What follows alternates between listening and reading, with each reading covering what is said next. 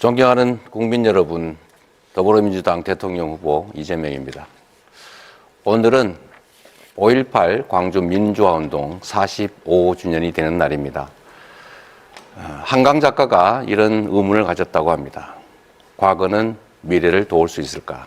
죽은 자가 산 자를 구할 수 있을까? 그렇습니다. 80년 5월 광주는 2024년 12월에 대한민국을 구했습니다. 그리고 희망을 새롭게 만들어내고 있습니다. 오늘의 이 내란을 극복하는 우리의 노력도 결국 다음 미래 세대들을 구하게 될 것입니다. 이번 선거는 대한민국의 미래를 결정하는 정말 중요한 선거입니다. 누가 대통령이 되느냐가 아니라 어떤 나라가 되느냐가 결정되는 순간입니다. 유능한 국민의 일꾼, 유용한 도구를 뽑아서 새로운 대한민국, 진짜 대한민국을 꼭 만들고 싶습니다. 침체에 빠진 우리 경제를 살리기 위한 대책은 무엇인지 각 후보의 입장을 들어보겠습니다. 답변 시간은 1분 30초입니다. 먼저 권영국 후보부터 답변해 주시죠. 지금 이 토론 사실상 1대3 구도입니다. 세 후보 모두 무조건 성장을 외치고 있습니다. 하지만 저는 다르게 말하겠습니다. 저 권영국은 오늘 이 자리에서 불평등 타파를 말하겠습니다. 지금 대한민국은 세계 경제 10위권입니다. 1인당 국민소득이 3만 5천 달러를 넘어섰습니다. 맞습니다. 이 나라의 부는 넘치도록 쌓였습니다.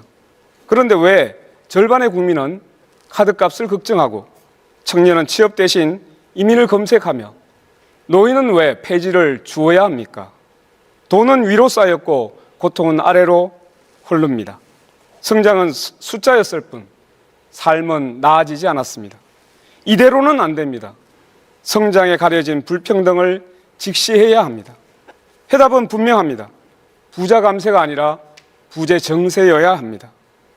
대기업과 고소득자에게 공정한 책임을 묻고 그 재원을 국민에게 되돌려 주어야 합니다. 일하는 사람들에게 정당한 대가와 사회 안전망을 제공하겠습니다. 저 권영국 쌓인 불을 위에서 아래로 흐르게 하겠습니다. 불평등을 갈아엎겠습니다. 감사합니다. 네, 이준석 후보 답변해 주시죠. 예, 저성장은 모두에게 고통입니다. 그런데 이재명 후보는 호텔 예약을 취소해도 돈만 돌면은 경제가 살아난다며 돈풀기식 괴짜 경제학을 말씀하셨습니다. 그러나 경제 성장은 그런 식으로 이루어지지 않습니다. 성장의 본질은 생산성의 향상입니다. 수요를 억지로 부풀려서는 산업이 경쟁력을 가질 수 없습니다. 우리는 수출로 먹고 사는 나라입니다.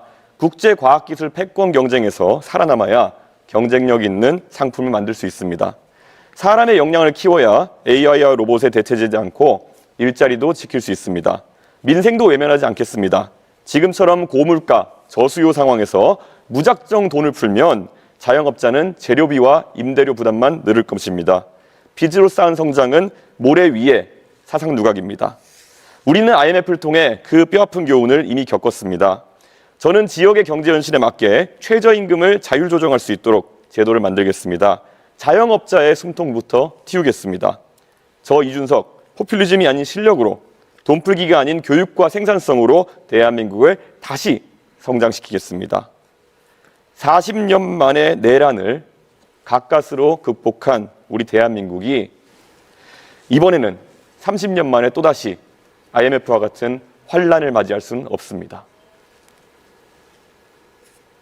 네, 이재명 후보 답변해 주시죠. 네, 권영국 후보님 말씀 들었는데 1대3 아니니까 너무 외로워하지 마십시오. 네.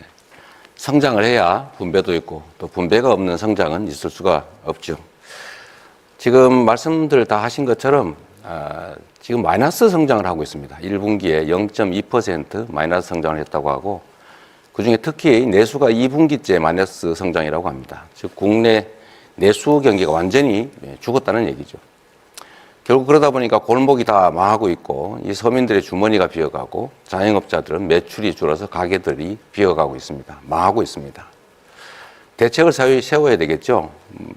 단기 대책, 장기 대책이 있을 겁니다. 단기적으로는 지금 당장 서민 경제가 너무 어렵기 때문에 정부가 역할을 해야 됩니다.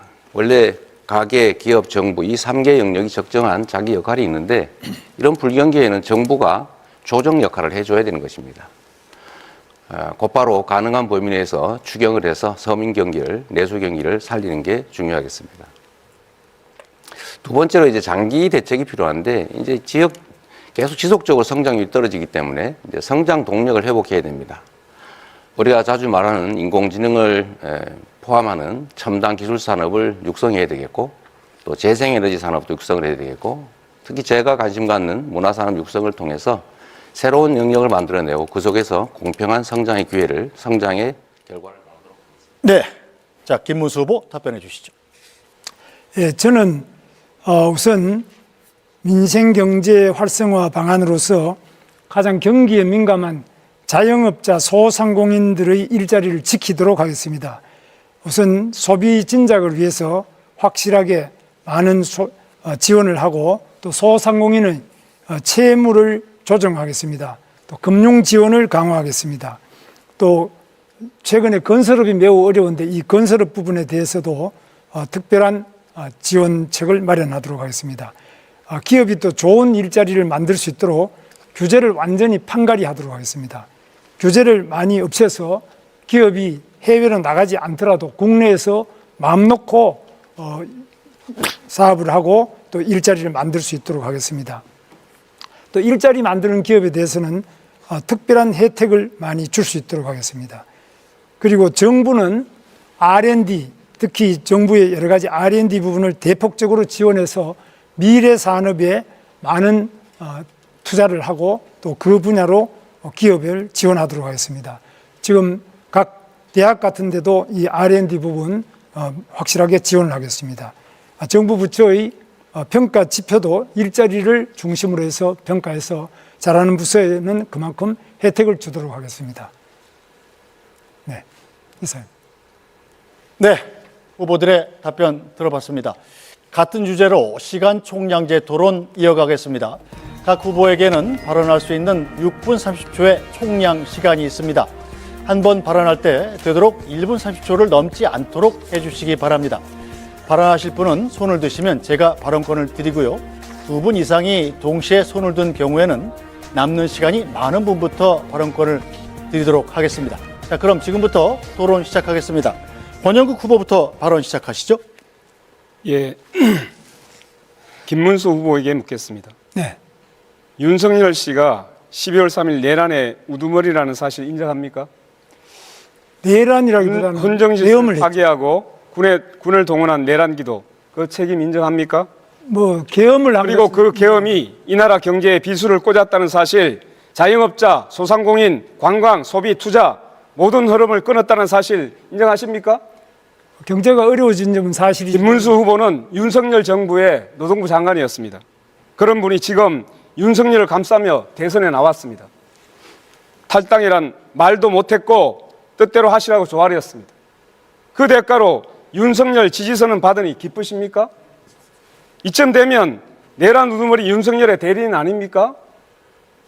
윤석열 때문에 치러지는 선거입니다. 무슨 자격으로 여기 나오셨습니까?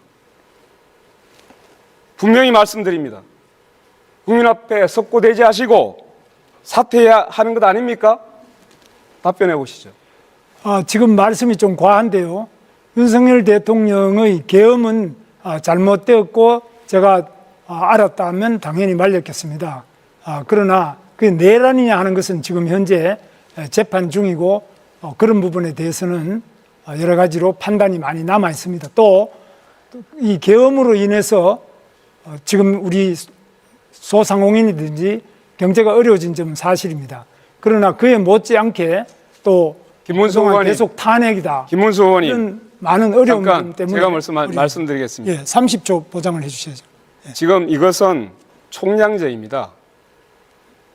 김문수 의원님, 지금 변명으로 일관하고 있잖아요. 얼마나 내란이 아니라니요. 헌법재판소에서 8대 0으로 내란이라고 분명히 얘기하고 있지 않습니까? 비상계엄이 헌법 위반된다고 분명히 얘기하고 있지 않습니까? 헌법재판소에서 내란은 뺀 거 모르십니까? 잠깐만 기다리세요. 네. 헌정을 유린한 정권이 내란이 아니고 뭡니까? 아니, 그 책임에서 빠져나오는 태도 이거 계속 보이시겠습니까? 헌법재판소에서 내란위로 원래 국회에서 소추를 했다가 국민 여러분. 소추장에서 내란은 뺐습니다. 그래서 윤석열을 지금까지 비호하신 분이 누구입니까? 아니, 얼마나 비호가 화가 납니까? 근데 우리 권영국 얼마나 국회에서 답답하십니까? 말씀을 경제 토론 똑바로 아닙니까, 해야죠. 이거? 네. 네. 자, 이렇게 하겠습니다. 자, 경제 분야고요. 지금 주제는 저성장 극복과 민생 경제 활성화 방안입니다. 간단히 안내를 드리면 각자 후보들마다 6분 30초의 개인 시간이 있고 개인 시간 안에서 답변도 하시는 것이기 때문에 자신의 시간을 하기 싫으시면 답변을 안 하시면 됩니다. 답변하시는 시간도 개인 시간에서 차감됩니다. 네, 권영국 후보. 마지막으로 정리하겠습니다. 이 부분. 제가 경제 얘기를 해야 되는데 이 아까운 시간에 이 말씀을 드리고자 하는 것은 기본적으로 민주헌정 질서 이것을 유린했던 정당의 그리고 노동부 장관이었습니다. 그리고 윤석열 씨를 비호했던 사람입니다. 진심으로 사과해야 됩니다. 그리고 자격 없다고 생각합니다. 그래서 국민 여러분, 여러분께서 감히 이렇게 부탁드립니다. 내란을 옹호하고 윤석열 씨를 비호했던 사람, 국민 여러분께서 퇴출시켜 주십시오. 네, 이것으로 일단 이 말은 마무리하겠습니다. 네, 다음 발언하실 후보 손을 들어주십시오. 제가 아까 네, 우리 김문수 후보님이 답을 하실 것 같았는데 네. 안 하신다더니 네, 국민 여러분, 지금 내란 얘기를 하는 이유도 아마 권영국 후보의 마음은 이 내란 때문에 경제가 이렇게 나빠졌다. 그래서 책임을 명확하게 해야 그 다음 해결책이 생기지 않냐 이런 뜻으로 저는 이해가 됐습니다. 뭐 저도 거기에 공감이 됩니다. 일단은 아마 우리 많은 후보들께서 현장을 다녀보시면서 느끼셨을 겁니다. 정말로 시장, 골목, 서민들 너무 어렵습니다. 특히 자영업자들이 완전히 무너졌습니다. 이 자영업자들께서 매출도 오르지 않을 뿐만 아니라 물가도 오르고 해서 지금 평년보다 지금 10만 명 이상이 더 문을 닫았다고 합니다. 물론 새로 신규 창업하는 경우도 줄어들어서 가게들이 정말로 많이 공실이 생기고 있습니다.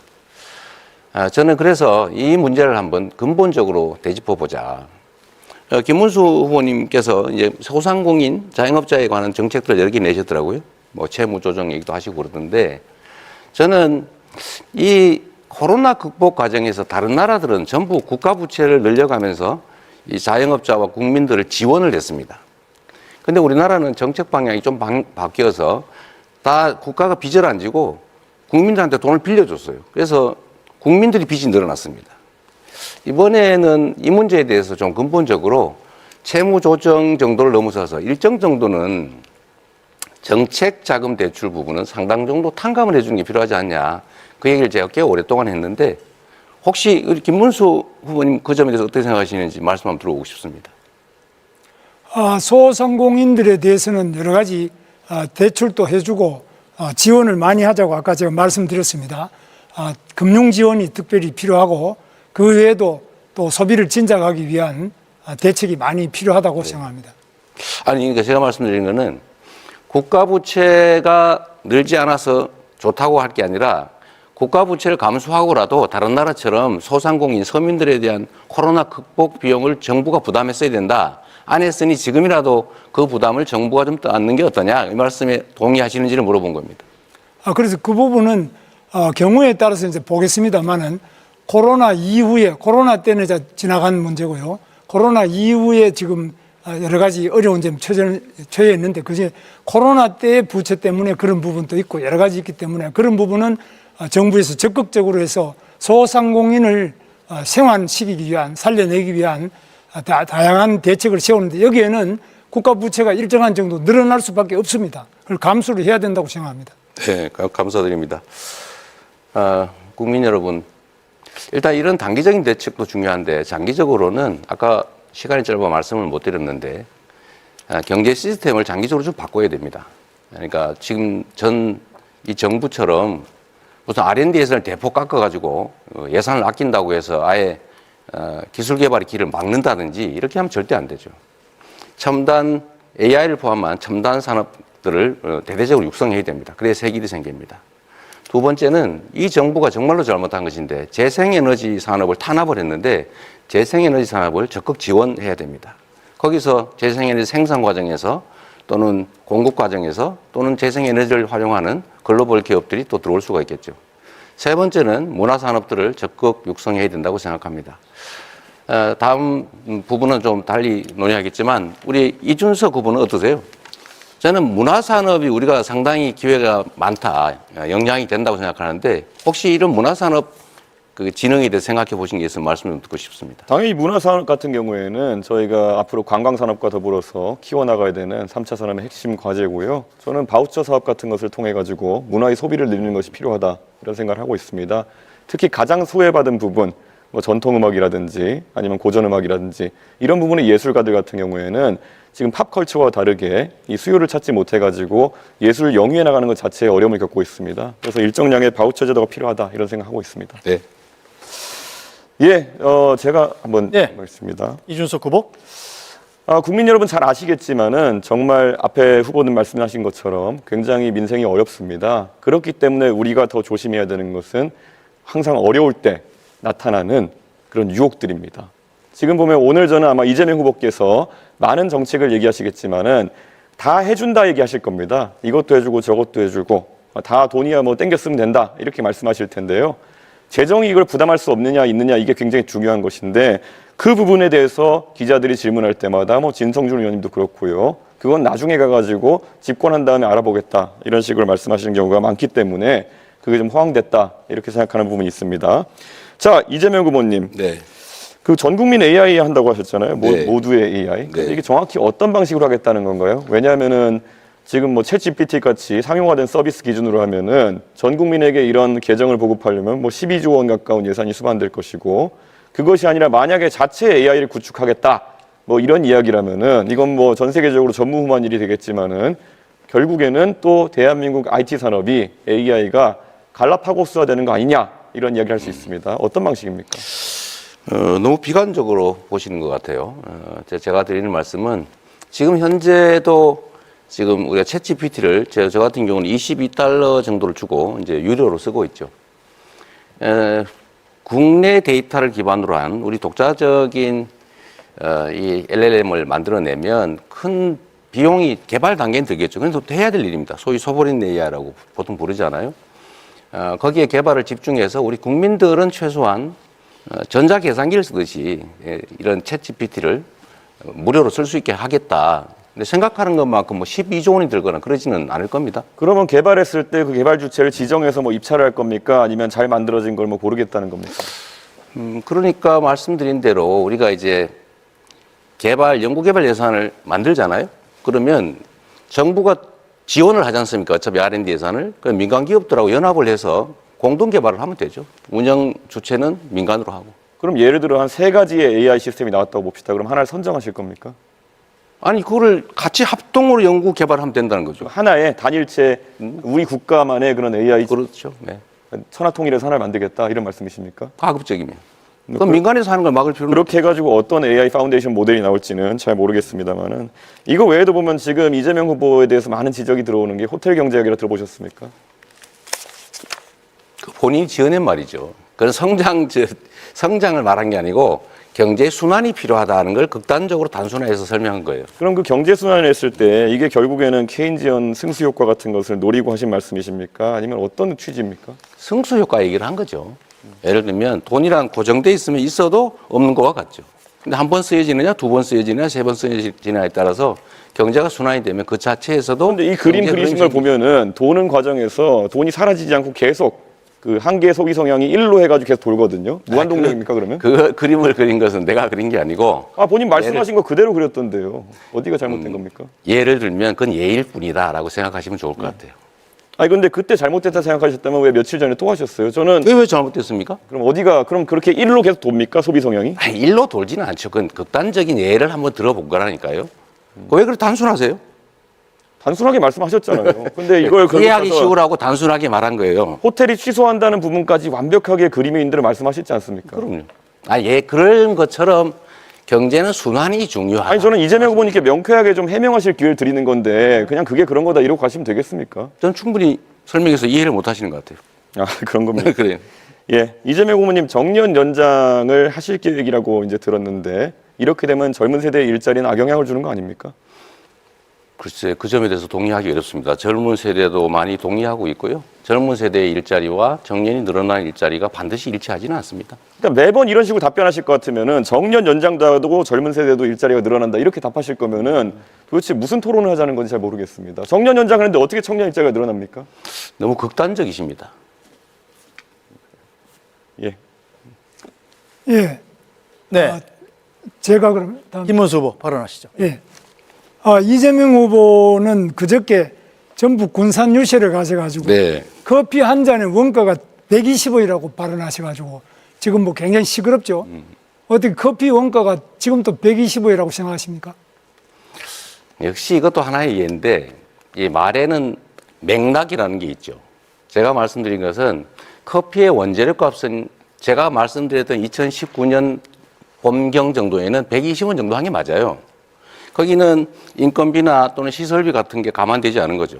그러니까. 원료값이 이 정도 드니까 가게를 바꿔서 지원해 줄 때니 새로 만들어서 닭죽을 파는 것보다는 더 나은 환경에서 더 나은 영업을 하도록 지원해 주겠다. 이 말을 한 건데 그 말을 떼내가지고 그렇게 왜곡하시면. 아니, 그 말씀이 아니고 제 말씀은 그러면 닭죽 파는 사람들에 비해 가지고 커피가 굉장히 돈이 폭리를 취하는 것처럼 이렇게 돼서 굉장히 분노를 많이 하고 있는데 이런 점은 굉장히 저는 안타깝게 생각하고요. 그러니까 원가 자체가 뭔지에 대한 부분이 그렇고 그것만 넘어가겠습니다. 넘어가지 마시고요. 그다음에 기회가 있으니까. 예, 제가 조금 질문하겠습니다. 지금 이재명 후보님은 지금 노란봉투법을 또 대통령이 되시면 밀어붙일 생각입니까? 그동안 우리가 노란봉투법에 대해서는 2번이나 거부권을 행사했습니다. 근데 또 지금 밀어붙이실 계획입니까? 그건 대법원 판례가 이미 인정하는 것이고요. 그 국제노동기구에서 다 인정하는 거라서 당연히 해야 됩니다. 그런데 이 노란봉투법은 사실 헌법에도 안 맞고 이거는 민법에도 안 맞고 이 법에 안 맞는 그런 계약 자체로 성립이 되지 않는 부분인데 이게 어떻게- 이런 부분에 대해서 이렇게 계속 무리하게 밀어붙이시면 사실 우리나라에서 기업을 할 수 있겠느냐 이죠. 그래서 계약하지 않은 사람들한테도 계속 쟁의를 요구하고 이렇게 해서 될 수 있겠느냐. 그런 점에서 이거는 반드시 제고돼야 될 점으로 봅니다. 그 다음에 또 하나 묻겠습니다. 이건 반도체 질문이었어요? 특별법. 예, 질문이었어요? 예, 조금 반도체 특별법을 제정하는데 원래 이재명 후보께서는 처음에는 이걸 왜 그거 못 해주겠나 이러다가 나중에 주 52시간제 예외라도 이거 해달라는 최소한의 요구입니다. 이거는.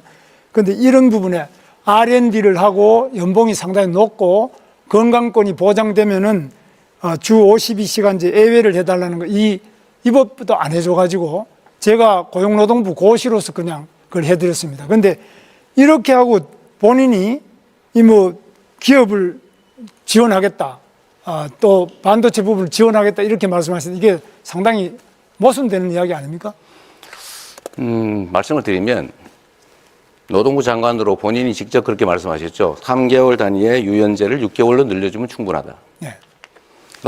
총 노동시간을 늘리지 않고 노동시간 변형에 따른 수당을 다 지급한다면 기존에 있는 제도를 활용하는 것보다 좋은 제도가 아니어서 필요하지 않다. 그러니까 그 6개월로 늘리는 걸 도와달라는 게 정부 입장이었잖아요.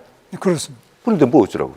그런데 이게 지금 기존에 있는 것도 그렇지만 지금 현재 우리나라 반도체는 시간을 싸움하는 그 속도 경쟁인데 이 속도전에서 일정한 정도로 열심히 이걸 따라잡지 않으면은 이거는 도저히 지금 중국도 우리를 추격하고 있고 또 대만은 이미 추월했습니다. 이런 상태에서 R&D 부분이라도 네. 이 반도체 부분의 건강을 유지하면서 R&D 하는 부분 또 연봉이 일정한 되는 분들은 이 부분에 52시간제 예외를 조금 보장하자. 이것도 안 해주면서 어떻게 그럼 우리나라 기술은 어떻게 개발하고 다른 나라하고 경쟁이 되겠습니까? 노동부 장관답지 않은 말씀이신데요. 52시간제 예외를 할 때 총 시간을 늘리지 않고 변형에 따른 수당을 다 지급하면 기존에 있는 예외 제도 4개보다 못한 제도라서 필요가 없다. 이렇게 결론 났잖아요. 본인이 그렇게 말씀하시는 필요가 없다는 것이 아니라 그 부분에 대해서는 모든 반도체 사업하는 데서나 또 그 연구자들도 전부 요청하고 다른 나라도 이렇게 연구 부분에서도 이렇게 규제하는 부분이 없지 않습니까? 그러면 우리나라도 다른 나라하고 경쟁을 해야 되는데 그런 억지를 이런 규제가 과도하면은 또 건강도 충분하게 보장을 해드립니다. 그런데 이렇게 규제를 많이 할 경우에는 과연 우리나라 산업이 이게 경쟁력을 가질 수 있겠느냐 이런 점에서 매우 우려가 된다는 점입니다. 그리고 지금 또 이재명 후보님께서는 불법 대북 송금으로 재판을 받고 있지 않습니까? 억지 기소죠. 지금 재판 받고 있죠. 네. 그리고 바로 수없이 밑에 기소가 계셨던 이화영 우리 부지사가 징역 7년 8개월 받았습니다. 이런 상태에서 지사가 모르는 부지사 이 징역형이라는 거 이거는 가능한 이야기입니까? 그러면 자. 이런 상태에서 어떻게 그러면 이 경제를 살릴 수 있겠느냐 이죠. 자, 김문수 후보님. 김문수 후보님은 김문수 후보님 캠프에서 정치자금 수천만 원씩 받을 때 모른다고 무혐의 받았죠. 우리는 뭐 그런 건 없습니다. 없긴 요구 다 본인이 정치자금 받았는데 본인이 몰랐다는 이유로 무혐의 됐잖아요. 아니 근데 본인이 왜 그건 몰랐습니까? 저도 도지사를 했지 않습니까? 대북 사업이 지사가 모르는 부지사가 대북 사업을 할 수 있습니까? 대북 사업 자체야 당연히 알죠. 그런데 민간업자가 나를 위해서 100억을 돈을 북한에 몰래 줬다는 게 있을 수 있는 일입니까? 아니 민간업자가 보내는데 그게 어떻게 부지사가 알아가지고 지사는 모르는데 부지사가 북한에 돈을 보내는 게 그게 가능한 이야기냐 이거죠. 그러니까 그래서 그거는 저도 대북 사업 해봤지 않습니까?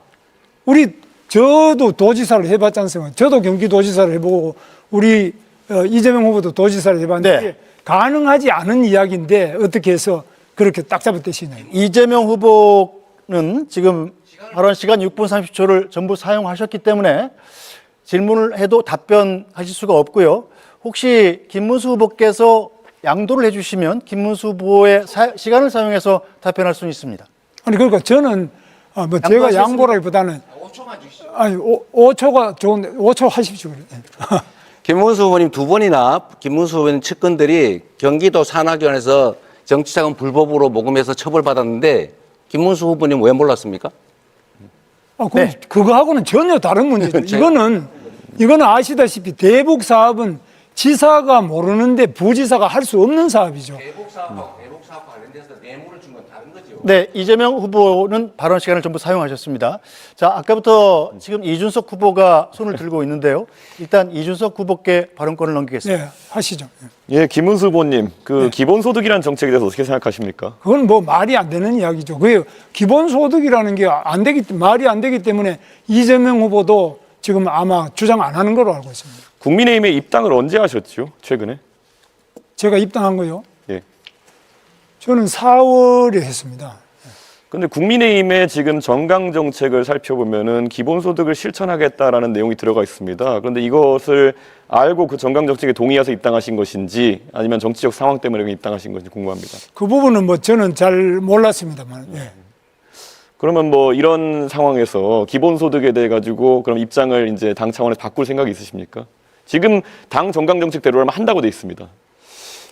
그런데 그 부분은 제가 검토해보고 만약 그런 게 있다면 기본소득은 사실 개념 자체가 맞지 않다고 저는 생각합니다. 예, 알겠습니다. 네, 김문수 후보도 발언 시간을 6분 30초 모두 사용하셨습니다. 자, 이제 권영국 후보와 이준석 후보만이 시간이 남아 있습니다. 네. 권영국 후보. 예. 네, 아까 얘기를 듣다가 기회를 놓쳐버렸는데요. 노란봉투법이 말도 안 되는 법이라고 합니다. 악법이라고 합니다. 노란봉투법이 진짜 사장에게 교섭하자는 게 악법입니까? 그리고 손에 말을 하시면 안 됩니다. 잘 들으십시오. 자기가 행한 그 책임에 따라서 손해배상을 청구하도록 하는 법이 악법입니까? 도대체 이해할 수 없는 이야기를 합니다. 김문수 장관이 예전에는 노동운동의 상징이라고 얘기를 했습니다. 그런데 헌법에 있는 33조 노동 3권에서 보장하고 있는 진짜 사장에게 교섭할 수 있는 권리, 단체 교섭권입니다. 그 교섭권이 악법이라고요? 엉터리라 말도 안 된다고요? 도대체가 노동부 장관을 어디로 해먹었습니까? 두 번째, 손해배상 청구를 각자의 책임에 따라서 하자는 것이 어떻게 민법에 위반됩니까? 법을 모르시면 그런 얘기하면 안 됩니다. 정말로 부끄럽습니다. 그리고 주 50시간 얘기를 하시는데요. 지금 시대에 노동시간 늘려가지고 산업 경쟁력을 살리겠다? 이거 어느 나라 얘기하고 있습니까? 잘 보십시오. SK 하이닉스는 주 43시간 이상을 일하지 않습니다. 삼성전자에서 지금 문제가 생겼습니다. HMC라고 하는 오히려 기술력에서 SK 하이닉스가 훨씬 앞서 있습니다. 이건 기술력의 문제를 가지고 노동자들의 노동시간을 얘기하고 있는 것은 정말로 잘못 짚고 현실을 모르는 얘기를 하고 있는 겁니다. 그래서 민주당에서도 잘못 이해를 하고 있는 거예요. 여기까지 하고 넘어가겠습니다. 제가 답변할 시간. 네, 답변할 시간 없습니다. 권영국 후보께서 시간을 양도하지 않으시면 김문수 후보께서는 시간을 다 사용하셨기 때문에 다음 토론에서 말씀하실 기회가 생깁니다. 네, 네, 계속 제가 먼저 하시죠. 네, 이준석 네, 후보. 하겠습니다. 예, 아까 제가 이재명 후보에게 인터넷상에서 일리 핫해진 호텔 경제학에 대해서 이제 여쭤봤는데요. 사실 답변을 제대로 안 하셨습니다. 그래서 이게 케인지언 승수 효과라는 식으로 답변하셨는데요. 그렇게 한다 하더라도 모델이 맞지 않는다라는 점 말씀드리고요. 이게 사실 현대통화 이론이라고 하는 그것에 가깝게 이제 구현되어 있는데요. 이것이 나중에 실제 구현된 사례가 짐바브웨나 아니면 베네수엘라인데 그 나라들이 어떤 하이퍼 인플레이션이라든지 그런 복지 과잉 때문에 경제적으로 곤란을 겪었는지는 우리 국민들이 아실 것이다 이렇게 생각합니다. 사실 이 모델이 동작한다고 하면요, 이렇게 서로 처음에는 외상 취소 이런 거였지만은 돈을 갚고 이런 과정 속에서 실제 경제가 돌아갈 수 있다는 주장이라면요, 너무 쉽습니다. 예를 들어 어떤 지자체장이 법인카드를 들고 가가지고 온대 정육점에다가 소고기 결제하고, 그다음에 과일 가게 과일 결제하고, 그럼 몇 천만 원씩 결제한 다음에 나중에 취소하면은 그 동네 경제가 돈다는 그런 이론인데요. 이런 걸 지금 대한민국 경제에 적용하겠다고 들고 나온다는 것 자체가 저는 이거는 대한민국 지도자가 될 자격이 없다 이런 생각입니다. 여기 두 분의 경기도지사가 계시지만요. 경기도지사라는 자리는 사실 대한민국의 지자체 중에서도 성장세가 높고 그리고 어느 곳보다도 재정 상황이 좋은 곳들입니다. 그렇기 때문에 여러 가지 복지나 이런 거 하는 과정에서 어느 정도 성과가 있었을지 모르겠지만은 이런 식으로 경제 이론을 호도하면 안 된다 이렇게 생각하는데 김문수 의원 10초 드리면 어떻게 생각하십니까? 예, 네. 그래서 그런 부분에서는 정말 참 우리가 여러 가지로 더 좋은 일자리 더 많이 만들어내고 경제를 살리기 위해서 경기도뿐만 아니라 전국이 열심히 뛰어서 기업을 하기 좋은 데를 만들고 또 노사관계가 평화롭게 되고 이렇게 해야지만 앞으로 경제가 성장할 수 있다고 봅니다. 그런데 제가 봤을 때는 아까 말씀드렸던 것처럼 돈을 돌린다. 경기도지사를 하셨기 때문에 알겠지만은 성장하지 않고 이런 식으로 지역 화폐를 돌린다 이런 식으로 해가지고 사람들의 소득이 높아지고 이런 게 가능한지 행정을 해보셨으니까 궁금하거든요. 그거는 이미 학계에서도 다 그거는 불가능하다. 그거는 그냥 안 된다는 게 다 나와 있고요. 실제로 지금 경기도에서도 할 수 있는 것이 기업을 유치하거나 또는 불가피하게 어려운 분들에 대해서는 무한 돌봄, 복지를 해줘야 됩니다만 가만히 있는 사람한테 괜히 그냥 돈을 나눠준다든지 이런 발상 자체가 잘못됐습니다. 그건 굉장히 도덕적 해이와 우리 경제를 망치고 정신을 망치는 일이라고 생각합니다. 알겠습니다. 네, 권영국 후보. 네, 그 민생 경제와 관련해서 가장 어려운 부분 한번 말씀을 한번 드려보겠습니다. 지금 이 나라에는 1,300만 명의 그 노동자가 근로기준법의 보호를 받지 못하고 있습니다. 5인 미만 사업장 노동자들, 아르바이트, 특수고용직, 플랫폼 노동자, 프리랜스, 고용인 없는 자영업자들이 무권리 상태에서 일을 하고 있습니다. 근로기준법은커녕 최저임금도 4대 보험도 퇴직금도 없습니다. 노조도 만들기 힘들고 해고돼도 구제받을 방법이 없습니다. 저 권영국이 이렇게 말씀드립니다. 일하는 모든 노동자들에게는 최저임금, 4대 보험, 퇴직금 정도는 보장받아야 하는 이런 사회가 되어야 합니다. 노동이 강한 나라가 선진국입니다.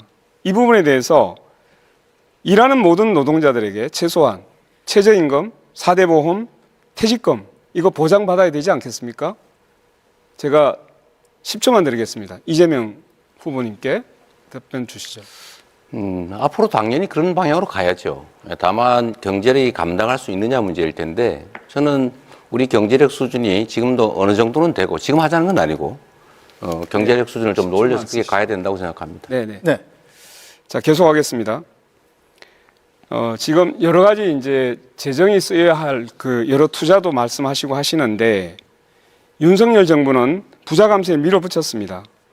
법인세, 상속세, 종부세 다 낮추고 이 부담들이 서민에게 전가되고 있습니다. 그런데 이런 감세 때 안타깝게도 민주당도 국회에서 합의를 했습니다. 정말 유감입니다. 지금 현재 기후위기, 관세, 전쟁 이런 상황에서 확대 재정이 필요할 텐데 부자 감세를 계속 서로 경쟁적으로 하고 있어서 대단히 유감스럽습니다. 저는 복구하겠습니다. 네, 권영국 후보도 총량 시간을 모두 사용하셨습니다. 이준석 후보만 45초 남아 있습니다. 예, 최근에 양당에서 4.5일제, 주 4.5일제 하겠다는 이야기를 하고 민주당 같은 경우에 4일제까지 가겠다 이런 말씀을 하고 계시는데요. 저는 궁금한 것이 임금의 감소가 없는 주 4.5일제를 어떻게 하겠다는 것인지, 말 그대로 기업에게 온팡지게 다 넘기겠다는 건 아닌지 이재명 후보 입장이 궁금합니다. 10초 드리겠습니다. 당연히 임금 감소가 없이 4.5일제로 가야 되고요. 그거는 앞으로 우리가 점진적으로 타협을 통해서 나아가야 된다. 우리 방향을 얘기하는 겁니다.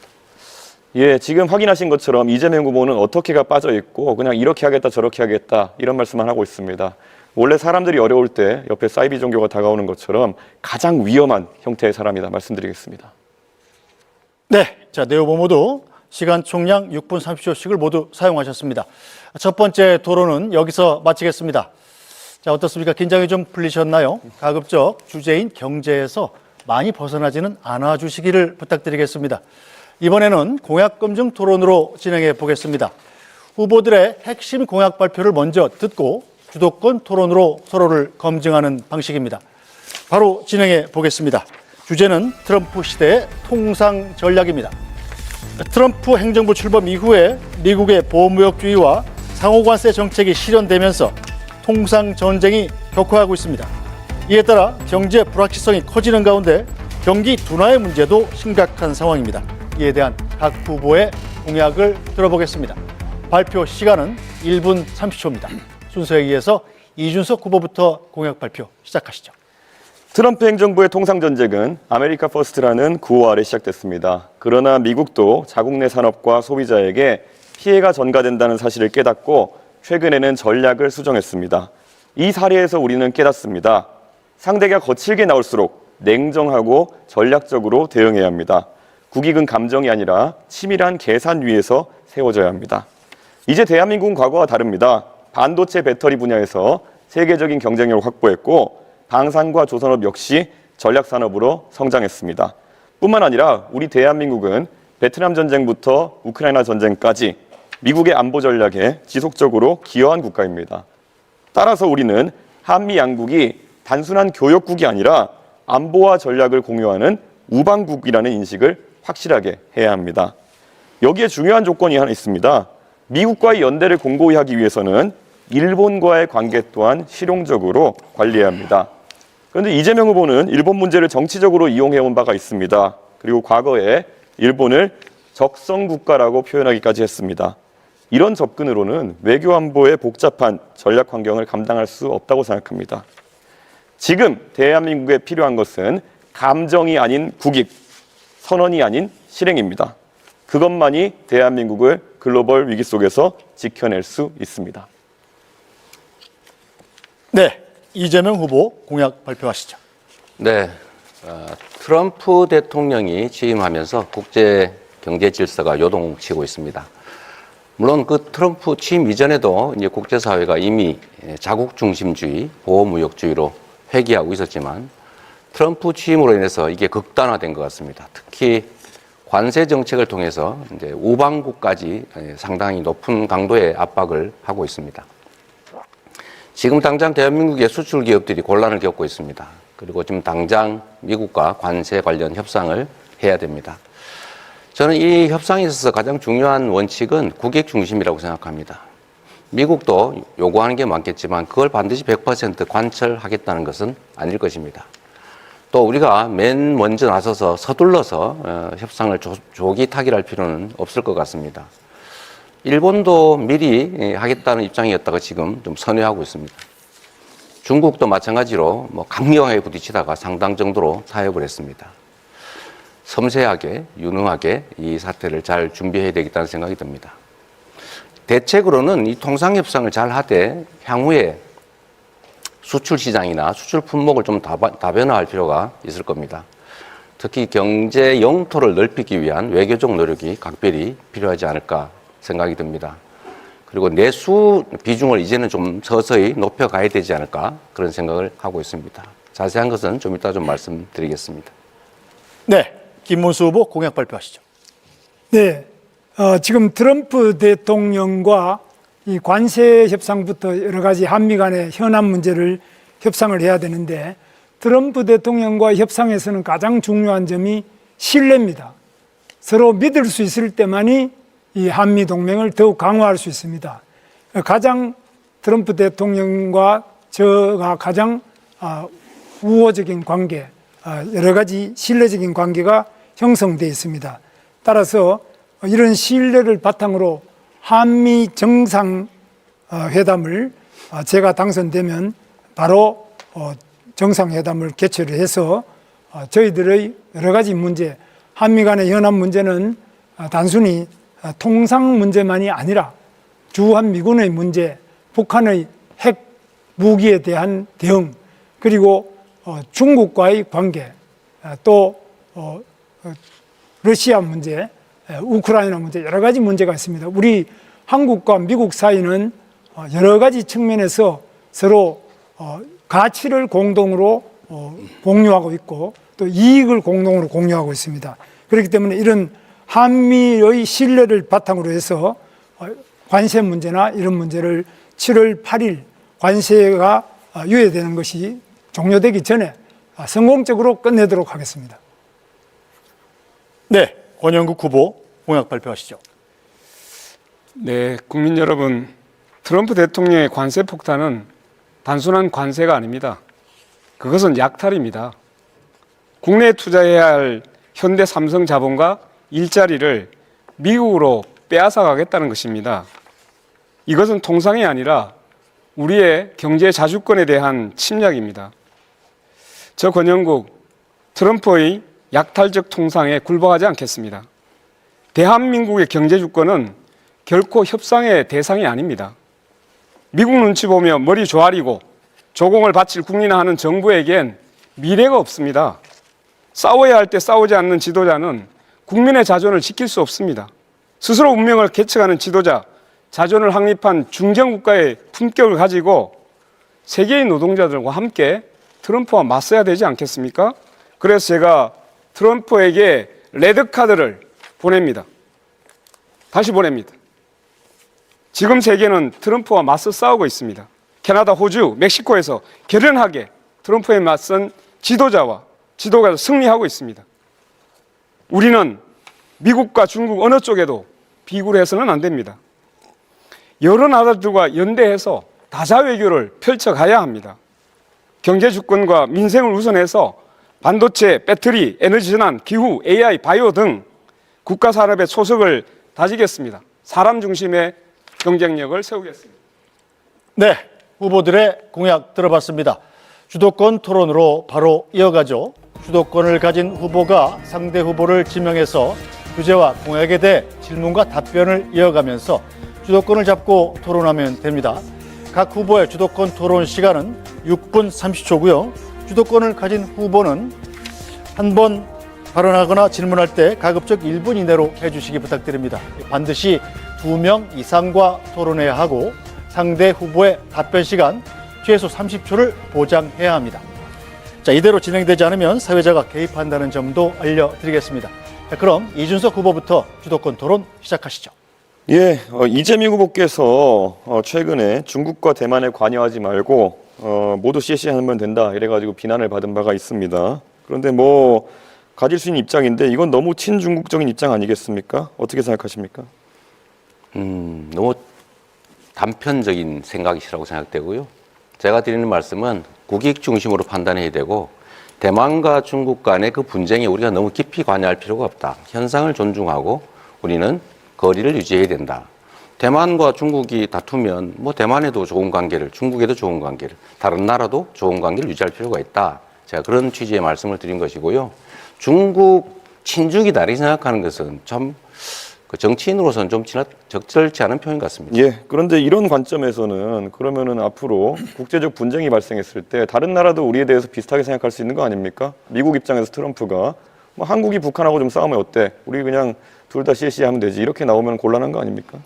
일반적인 사례와 특수 상황에 대한 사례를 좀 구분하시면 좋을 것 같아요. 그냥 뭐든지 극단화시키는데 지금 통상적인 외교와 통상적인 무역 그리고 통상적인 국제관계의 얘기를 한 것이고 침략을 한다든지 전쟁이 벌어진다든지 하는 상황이 벌어졌을 때는 그 상황은 또 다른 것이죠. 계속 말을 돌리고 계신 게 잠깐만 제가 답변할 때 예. 좀 하게 하고 하시죠. 네, 답변 30초 시간을 보장하셔야 그래서 됩니다. 그런 점들에 대해서는 극단적으로 좀 판단하지 않으시면 좋겠습니다.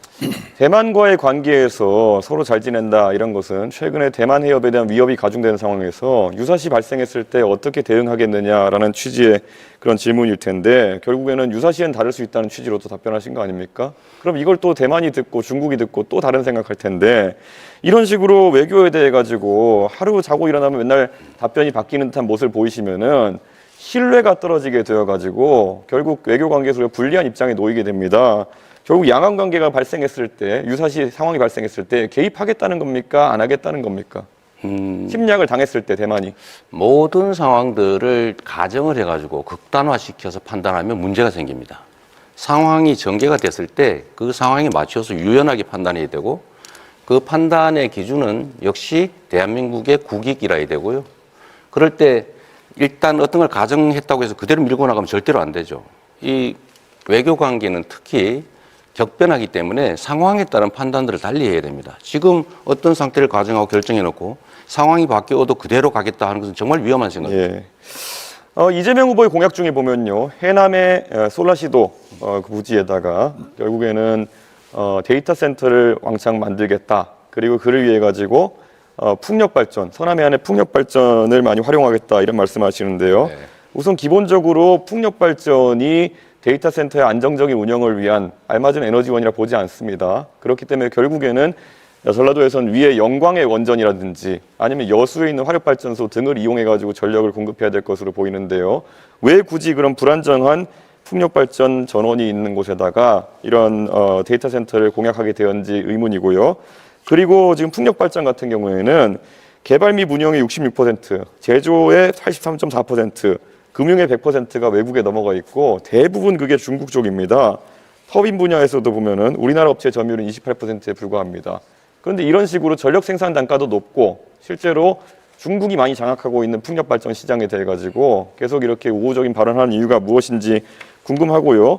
풍력 발전 같은 경우에는 태풍이 불어서 25m/s 이상의 바람이 불게 되면은 가동을 중지해야 됩니다. 그럼 데이터 센터의 기본적인 조건이 뭐냐면은 안정적인 전력 공급입니다. 그럼 아까 말했던 것처럼 영광에서 여수에서 전력 끌고 와야 되고 데이터 케이블 같은 것도 부산에서 끌고 와가지고 이걸 해야 되는데 도대체 중국을 위한 것이 아니라면은 이게 누구를 위한 것입니까? 자꾸 저를 친중으로 한번 몰아보려고 애쓰시는 것 같은데 매우 부적절하다는 생각이 들고요. 원래 이 데이터 센터들은 기본적으로 재생에너지를 쓰는 게 지금 표준이죠. 재생에너지는 기본적으로 간헐성이라고 하는 불규칙성이 본질입니다. 그래서 이 SS라고 하는 시스템을 넣는 거죠. 에너지 스토리지 시스템을 만들어서 많을 때는 저장하고 적을 때는 공급하고 또 기저전력도 공급할 수 있기 때문에 불가능하다 생각하는 것 자체가 좀 잘못된 생각인 것 같습니다. 그 ESS라는 것도 하루 이틀 버티고 2, 3일 버티는 것이라서 제가 구체적으로 태풍 같은 상황이 발생해가지고 4, 5일 동안 만약 풍력발전기가 가동하지 않게 되면은 계통 자체가 흔들리게 된다라는 말씀을 드리는 건데 그렇게 자꾸 피상적으로 말씀하시면은 토론이 되지 않습니다. 그래서 김문수 분께 여쭤보겠습니다. 김문수 후보님께서 인력 양성에 대해서 말씀하실 때 네. 수출 전문 인력을 10만 명 양성하겠다 하셨는데요. 이게 AI 전문 인력도 20만 명 양성하시겠다 그러고 뭐 좀 규모가 큰 인재 양성 프로젝트를 얘기하시는데요. 지금 한 해에 20만 명씩 태어나는 상황 속에서 수출 전문 인력 10만 명은 어떻게 양성하겠다 하신 건지 궁금합니다. 어떤 사람들입니까? 수출 전문 인력은 꼭 미국이나 이런 데만 수출하는 것이 아니라 전 세계적으로 지금 많이 지금 우리나라 수출도 되고 있기 때문에 그런 부분에서 대학교에 관련 학과만이 아니고 또 인문계, 그냥 예능계, 체육계 이렇게 나온 분들도 세일즈를 한다든지 수출 부분에 대해서 각 전문 기관이나 또 기업에서도 지금 하고 있습니다. 이렇게 해서 1년에 뭐 10만 명, 20만 명 하는 게 아니고 제 임기 중에 그렇게 한다는 이야기입니다. 예. 이재명 후보께서 옛날에 2023년에 윤석열 대통령이 미국의 대중국 반도체 판매 통제 요구를 수용하면은 직권남용이다 이렇게 말씀하셨습니다. 형사적 죄가 된다고 말씀하신 건데요. 이런 미국의 요구에 대응해야 된다. 결국 불응하라는 얘기인데요. 사실 이렇게 얘기하실 것 같으면 최근에 HMM의 본사 이전이라든지 이런 것에 개입하시는 것도 직권남용죄에 해당할 수 있다 이렇게 볼 수 있을 텐데요. 왜 윤석열 대통령은 기업에 대해서 얘기하면 직권남용이고 이재명 후보는 할 수 있다라는 입장인지가 궁금합니다. 예, 이재명 후보. 네, 자 이준석 질문하신 거예요? 후보의 주도권 시간이 끝났기 때문에 자 다음 이제 이재명 후보의 주도권 토론 시간입니다. 답변부터 시작하셔도 됩니다. 네, 뭐 별로 중요하지 않은 얘기라서 간단하게 말씀을 드리면 제가 강제로 하겠다는 게 아니고 수출 금지는 강제죠. 부산으로 이전하도록 유도하는 것은 강제가 아니죠. 그런 구분을 좀 하시는 게 좋을 것 같고요. 이 관련이 있어서 미리 좀 말씀을 드리는데 뭐든지 극단적으로 단정하고 전제를 왜곡해서 질문을 하거나 주장을 해요. 예를 들면 제가 말씀드린 것은 경제는 순환이다. 이걸 설명한 거지 그렇게 하겠다라고 한 게 아닌데 그렇게 하면 안 된다 이렇게 주장하잖아요. 그거 잘못된 거죠. 이게 국민의힘 출신들의 일반적 특성인지는 모르겠는데 김문수 후보도 비슷하시더라고요. 제가 커피 원가 얘기를 한 것은 그 원재료 값이 이만큼밖에 안 드는데 시설 잘 갖춰서 팔면은 다른 전업하면 오히려 도움이 된다 이 얘기를 한 건데 이거를 왜곡을 해가지고 그 국민의힘 비대위원장이신가요? 그 김용태 의원이신가? 다운표를 쳐가지고 이재명 후보가 원가가 120원인데 비싸게 판다. 비싸게 팔고 있다. 라면서 자영업자를 공격했다고 왜곡 조작을 했더라고요. 좀 그러지 않으면 좋겠다는 생각이 들고요. 그 다음에 아까 이게 경제가 그냥 정부 재정을 투자하면 효과가 없다 이런 취지의 말씀을 하시는데 제가 그냥 질문은 아니고 그냥 주장이에요. 뉴딜이라고 들어보셨는지 모르겠어요. 이 경기가 침체가 되면 정부가 재정을 투자해서 그냥 일자리도 만들고 무료로 그 지원도 하고 이렇게 해서 경제가 다시 활력을 찾지 않습니까? 이거는 기본이다. 정부 재정의 역할, 금융의 역할이라고 하는 것은 본질적으로 있는 거죠. 그 말씀 드리고 아까 주제에서 가능하면 벗어나지 않는 질문을 한번 드려보겠어요. 김문수 후보님. 네. 지금 이 경제가 대한민국 경제가 마이너스 성장, 0% 성장 이렇게 된 데에 대해서 국민의힘의 책임, 또 윤석열 정권의 주무장관으로서 책임감 느끼거나 아니면 죄송하다는 생각 안 드십니까? 저희는 매우 죄송하게 생각하고 또 어려운 점이 많지만 이재명 후보의 책임도 매우 크다. 그래서 이재명 후보께서는 우리가 하려고 하면은 전부 반대를 합니다. 그래서 기껏 만들어내는 것이 노란봉투법, 중대재해처벌법, 반도체 특별법 이런 것도 반대하시고요. 지금 본인이 약속한 것도 전부 어깁니다. 그러니까 경제가 살아날 길이 없습니다. 지금 대통령도 자문한 것이 계엄이라든지 이런 것은 반대합니다만 충분히 들었고요. 법을 자꾸 이상한 법을 만들어가 기업을 할 수 없게 만듭니다. 그래서 지금 기업들이 해외로 계속 빠져나갑니다. 30초를 넘어가면 주도권을 가진 후보가 제지할 수 있습니다. 일단은 국민의힘에서 뭘 하려고 했는데 민주당이 뭘 막았다는데 구체적으로 예를 한번 들어봐 주시면 좋겠고요. 두 번째로 지난 3년간은 민주당이 그나마 뭘 하려고 하면 정부가 다 반대했지 정부가 하려고 하는 걸 민주당이 막았던 기억이 별로 없어요. 일단 그 말씀 하나 드리고요. 제가 직접 묻고 싶은 건 이겁니다. 이 통상 문제에 관해서 이게 한덕수 총리도 역시 일종의 정치적 공동체 아니었습니까? 그렇습니다. 책임을 같이 져야 될 텐데 지금 대미 관세 협상과 관련해서 이분이 그렇게 말씀하셨어요. 트럼프 대통령이 자랑스러워할 협상을 했다 이렇게도 얘기하고 또 한 번은 원래 무역과 안보를 분리하는 게 우리 정부의 기본 방침인데 사안의 성격에 따라서 방위비 협정을 다시 할 수도 있다 이렇게 인터뷰를 하셨어요. 이거 바람직한 태도라고 보십니까? 그렇게 하면 안 되는 거 아닌가요? 네, 그 부분에 대해서는 뭐 여러 가지 문제 제기를 하시는 것도 좋지만은 네. 제가 이제 이재명 후보께서 제일 정말 제가 간곡하게 당부드리고 싶은 것은 지금 최상목 부총리도 이제 한덕수 총리가 그만두면 최상목 부총리가 통상을 맡아야 되는데 계속 탄핵한다 그래서 그것도 그만뒀지 않습니까? 그러니까 사람이 일을 할 수가 없어요. 총리 탄핵하고 대통령 탄핵하고 또 경제부총리 탄핵하고 계속 탄핵해서 또 법은 아까 말씀드린 우리가 하자는 거 안 해준 거 없다 그러는데 그동안 얼마나 많은 법을 근데 안 잠깐만요. 그거는 뭐 이게 제가 여기서 말씀드릴 필요 없이 국회에서 더 잘하시죠. 너무 무책임한다는 생각이 드는데요. 지금 이게 미국 대통령이 자랑스러워할 협상이다 이렇게 얘기한 거는 퍼주기 하겠다는 취지인데 이런 점에 대해서 책임을 좀 지는 게 중요하다는 생각이 들고요. 또 한 가지는 이런 것도 한번 제가 한번 여쭤볼까 싶습니다. 지금 서두르면 안 되는 거 아닙니까? 네. 그런데 지금 정부 구성도 안 되는데 왜 이렇게 서두르는 거예요? 서두르는지 잘 모르십니까? 뭐 서두른다기보다는 여러 가지 애로를 신속하게 해결하자 이런 거지 뭐 그 서두른다 이렇게 표현하시는 거예요. 그런 거는 정부 정책을 집행하는 게 통상 문제는 매우 심각한 주제인데 그거를 그냥 일상적인 잡무 처리하듯이 생각하시면 안 될 것 같은 생각이 들고요. 권영국 후보님, 네. 이 문제에 관심이 많으실 것 같은데 네. 저는 이 관세 협상에 있어서는 사실은 미국도 그렇게 압도적 우위에 있는 상황은 아니라고 보여져요. 그들도 급하지 않을까. 그러니까 지금 부과한 관세 그 자체를 100% 그대로 유지하기는 좀 어려울 거예요. 그러면 결국 협상의 여지가 있다는 생각이 들고 서두르지 말아야 된다. 신중하게 해야 된다. 그다음에 특히 민간 기업의 투자라든지 또는 정부의 정책이라든지 이런 것들 좀 모아서 우리가 협상 카드도 좀 만들어야 된다고 생각하는데 좀 그런 문제에 대해서 혹시 고민해 보신 바가 있으시면 좀 말씀해 주시면 좋겠습니다. 예, 지금 그 트럼프의 관세 정책은 굉장히 변화가 많습니다. 그 실질적으로 여러 이제 처음에 뭐 중국에 대해서도 엄청난 관세 폭탄을 터뜨렸다가 중국에서 국채를 팔기 시작하니까 굉장히 위협을 느꼈죠. 그래서 결국은 중국에 대해서도 유예하고 협상하자 이렇게 나왔습니다. 그리고 아까 제가 초두에 말씀드렸지만 캐나다, 호주, 멕시코 이런 데서는 국민들하고 소통하면서 이 관세의 부당성에 대해서 같이 맞서 싸움을 했죠.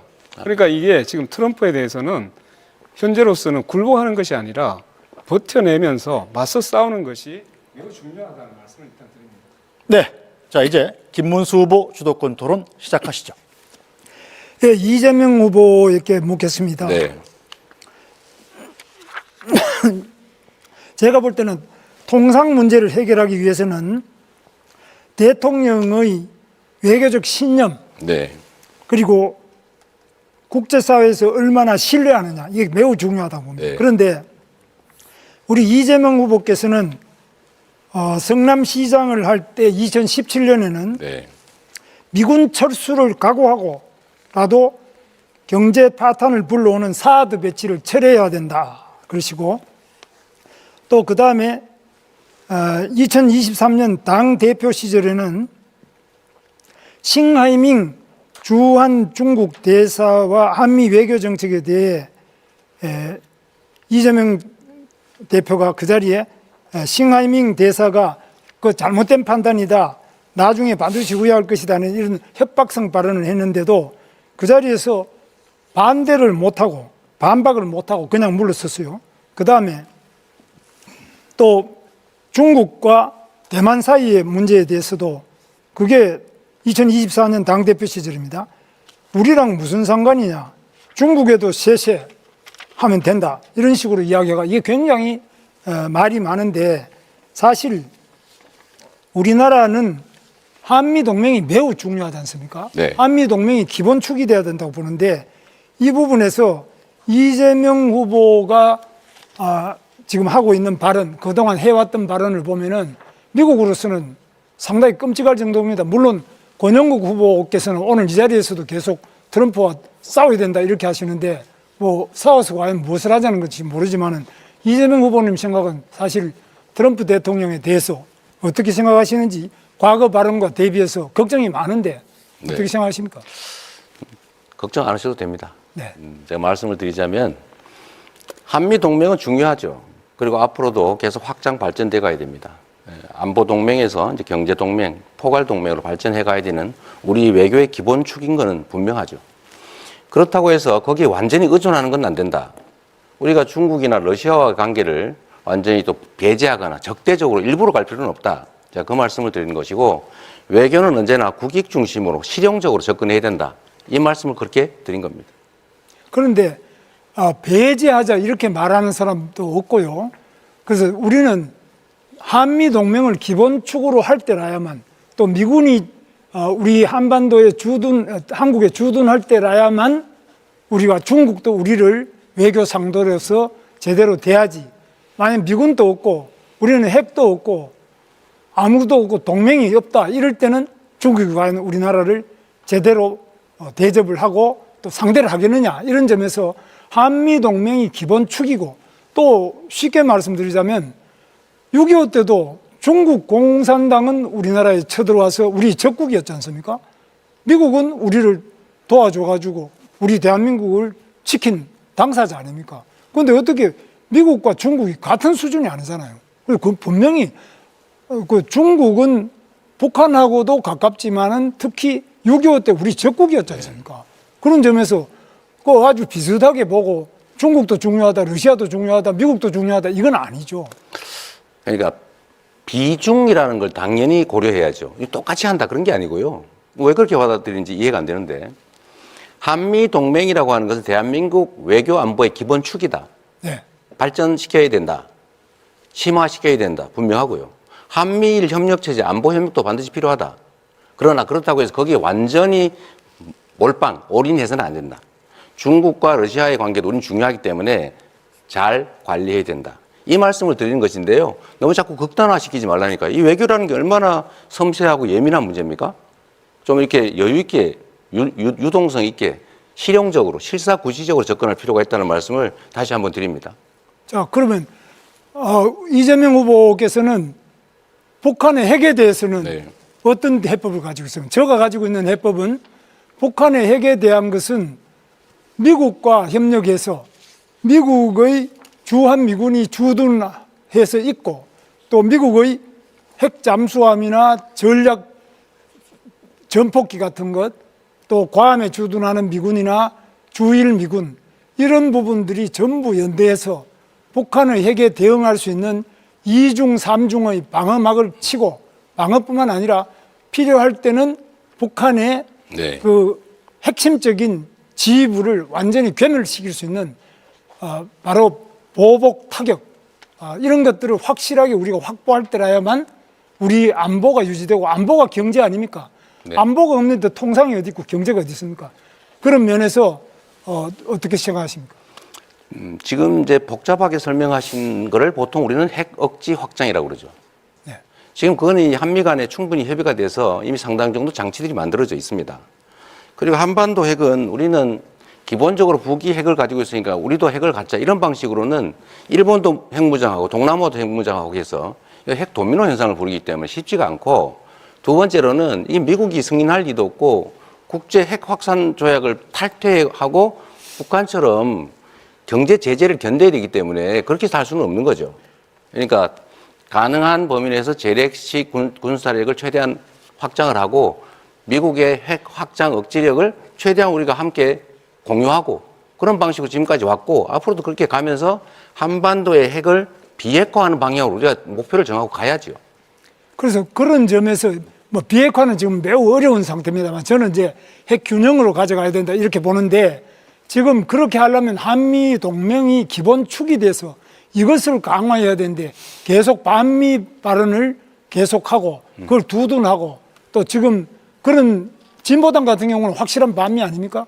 우리 여기 권영국 후보께서도 네, 자 김문수 후보 주도권 시간 6분 30초를 모두 사용하셨습니다. 자 규칙이 최소한 두 분께 질문을 하셔야 됩니다. 자, 그럼 시간이 다 됐기 때문에 권영국 후보 주도권 토론 시작하시죠. 네, 저 우선 그 이재명 후보께 질문 드리겠습니다. 그 트럼프 대통령의 관세 폭탄은 말 그대로 약탈이라고 인정하십니까? 이 외교적 언사라고 하는 표현도 있는데 아, 네. 본질이 그러더라도 그 본질 네, 제가 잠깐 그렇게 말할 기다리십시오. 수는 없고요. 네네, 잠깐만 제가 말씀드리고 하겠습니다. 네. 그 바이든 정부 시절부터 우리 기업들은 미국의 가장 손쉬운 사실 표적이었습니다. 삼성 60조, 현대차 31조, SK 하이닉스 6조, 이 세 기업만 하더라도 100조 원입니다. 미국의 공장을 짓고 미국 노동자를 채용하게 됩니다. 근데 트럼프가 이것도 모자라 가지고 더 내놓으라고 말을 하고 있습니다. 이거 알고 계시잖아요. 그죠? 네, 제가 그대로 질문하겠습니다. 자, 관세 전쟁에서 사실 가장 먼저 위험한 것은 대기업은 그래도 자기 방어력이 있습니다. 네. 중소기업입니다, 이거. 우리 9만 5천 개의 중소기업이 수출을 하고 있습니다. 자, 대기업은 로비도 합니다. 근데 아까 말씀드렸듯이 중소기업은 이 관세 문제에서 자칫하면은 부품 조달이나 수출 길이 막혀가지고 폐업위기에 놓일 수 있습니다. 중소기업을 보호하기 위한 직접적이고 현실적인 지원 대책이 있으면 30초 내에 말씀 부탁드립니다. 말씀하신 것처럼 저는 미국의 기본적 전략이 미국 국민들에게도 수용이 잘 안 될 거라고 생각해요. 지금처럼 소프트 파워를 다 갉아먹으면서 미국에 대한 신뢰, 믿음 이런 것도 다 갉아먹으면서 이런 식으로 하는 거 오래 못 갈 거라고 봅니다. 결국 어느 시점에서는 제동이 걸릴 텐데 그때까지 잘 견디는 게 중요하고요. 두 번째로는 재벌 대기업들도 사실은 잘 못 견뎌내고 있어요.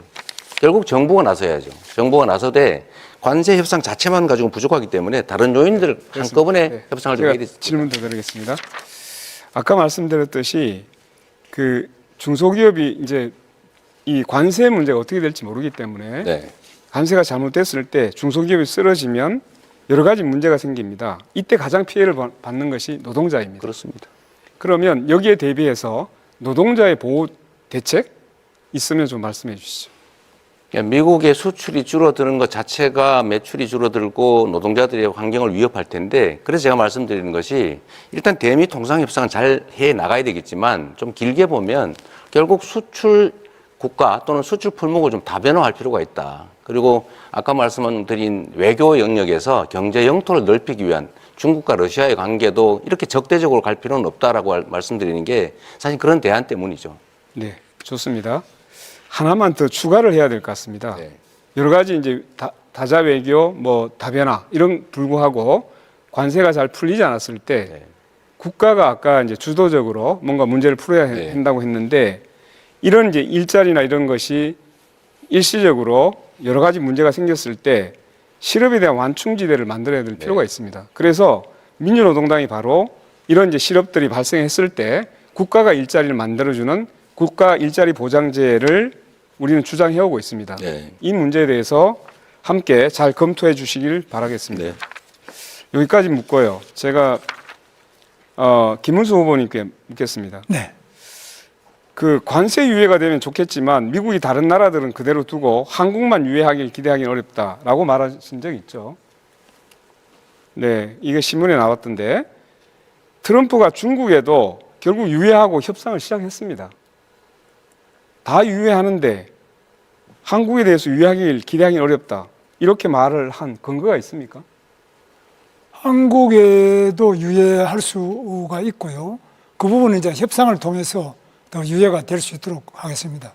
관세의 감축 또는 나중에 현재는 FTA로 거의 관세가 없는 상태입니다만 그런 부분을 더 낮추고 또 유예하고 이렇게 해나가도록 하겠습니다. 아니, 예.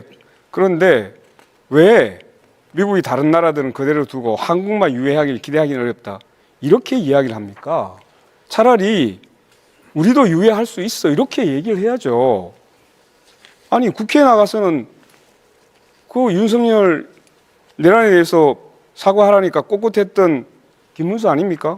근데 왜 미국 앞에 가서는 그렇게 약한 모습만 보입니까? 국제 미국- 운수 아닙니까? 미국하고 관계는 신뢰를 바탕으로 해서 당당하고 꼿꼿하게 나가겠습니다. 아, 앞으로 꼿꼿하게 나가겠습니다. 네, 물론입니다. 뭐 미국의 트럼프에 그래서 비해서 우리가 뭐 꿀릴 근데 게 없습니다. 트럼프에 맞서자고 하니까 왜 그걸 반미라고 얘기합니까? 맞서자고 하는 것하고 우리가 당당하게 네, 묻겠습니다. 하나 더 꿀리지 묻겠습니다. 않는 거하고 다르죠. 예, 하나 더 묻겠습니다. 이제 대선이 끝나면 제일 국정과제가 미국과의 협상입니다. 제일 중요할 것 같습니다.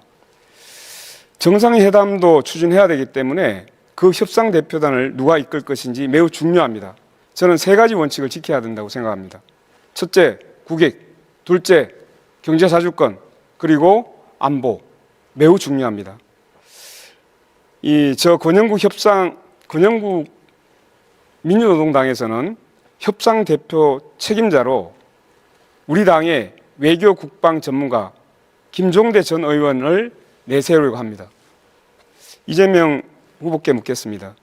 사실 김현종 씨를 아마 내정하고 있는 것으로 보이는데요. 우리가 보기에는 이 경제자주권을 지키는 데 있어서는 여러 문제 비난의 소지가 있습니다. 이 문제에 대해서 어떻게 생각하시는지 말씀 간단히 듣고 두 분께 묻겠습니다. 혹시 협상 대표자를 두 분께서는 준비하고 계신지 묻겠습니다. 우선. 아직은 선거가 계속 중이어서 그걸 준비하기는 사실 어려운 상태고요. 다만 기본적인 방침은 가지고 있는데 말씀하신 것처럼 우리가 싸워서 해결할 수 있다면 싸우는데 또 협상할 건 협상하고 강하게 할 건 하고 약할 건 약하게 또 협상 방법도 상당히 복합적으로 유연하게 배합해야 되기 때문에 뭐 이리적으로 말하기 좀 어려운 측면이 있습니다. 네, 자 권영국 후보께서도 주도권 시간을 모두 사용하셨습니다. 자, 여러분께서는 지금 중앙선거방송 토론위원회가 주관하는 제11대 대통령 선거 후보자 토론회를 시청하고 계십니다. 한 차례 더 공약 검증 토론을 진행해 보겠습니다. 주제는 국가 경쟁력 강화 방안입니다. 최근에 우리 경제는 수출과 생산, 소비, 투자 등 전반적인 지표가 부진한 상황입니다. 이런 가운데 세계 경제는 기술 혁신이라는 새로운 경쟁 국면에 돌입했습니다. 첨단 산업을 중심으로 한 기술 패권 경쟁이 치열해지고 있는데 우리 국가 경쟁력 강화를 위한 방안을 들어보겠습니다. 순서에 따라서 이재명 후보 공약 발표 시작하시죠. 시간은 1분 30초입니다. 네, 세계 경제가 어렵다고는 하는데 대한민국 경제만 더 많이 어렵습니다.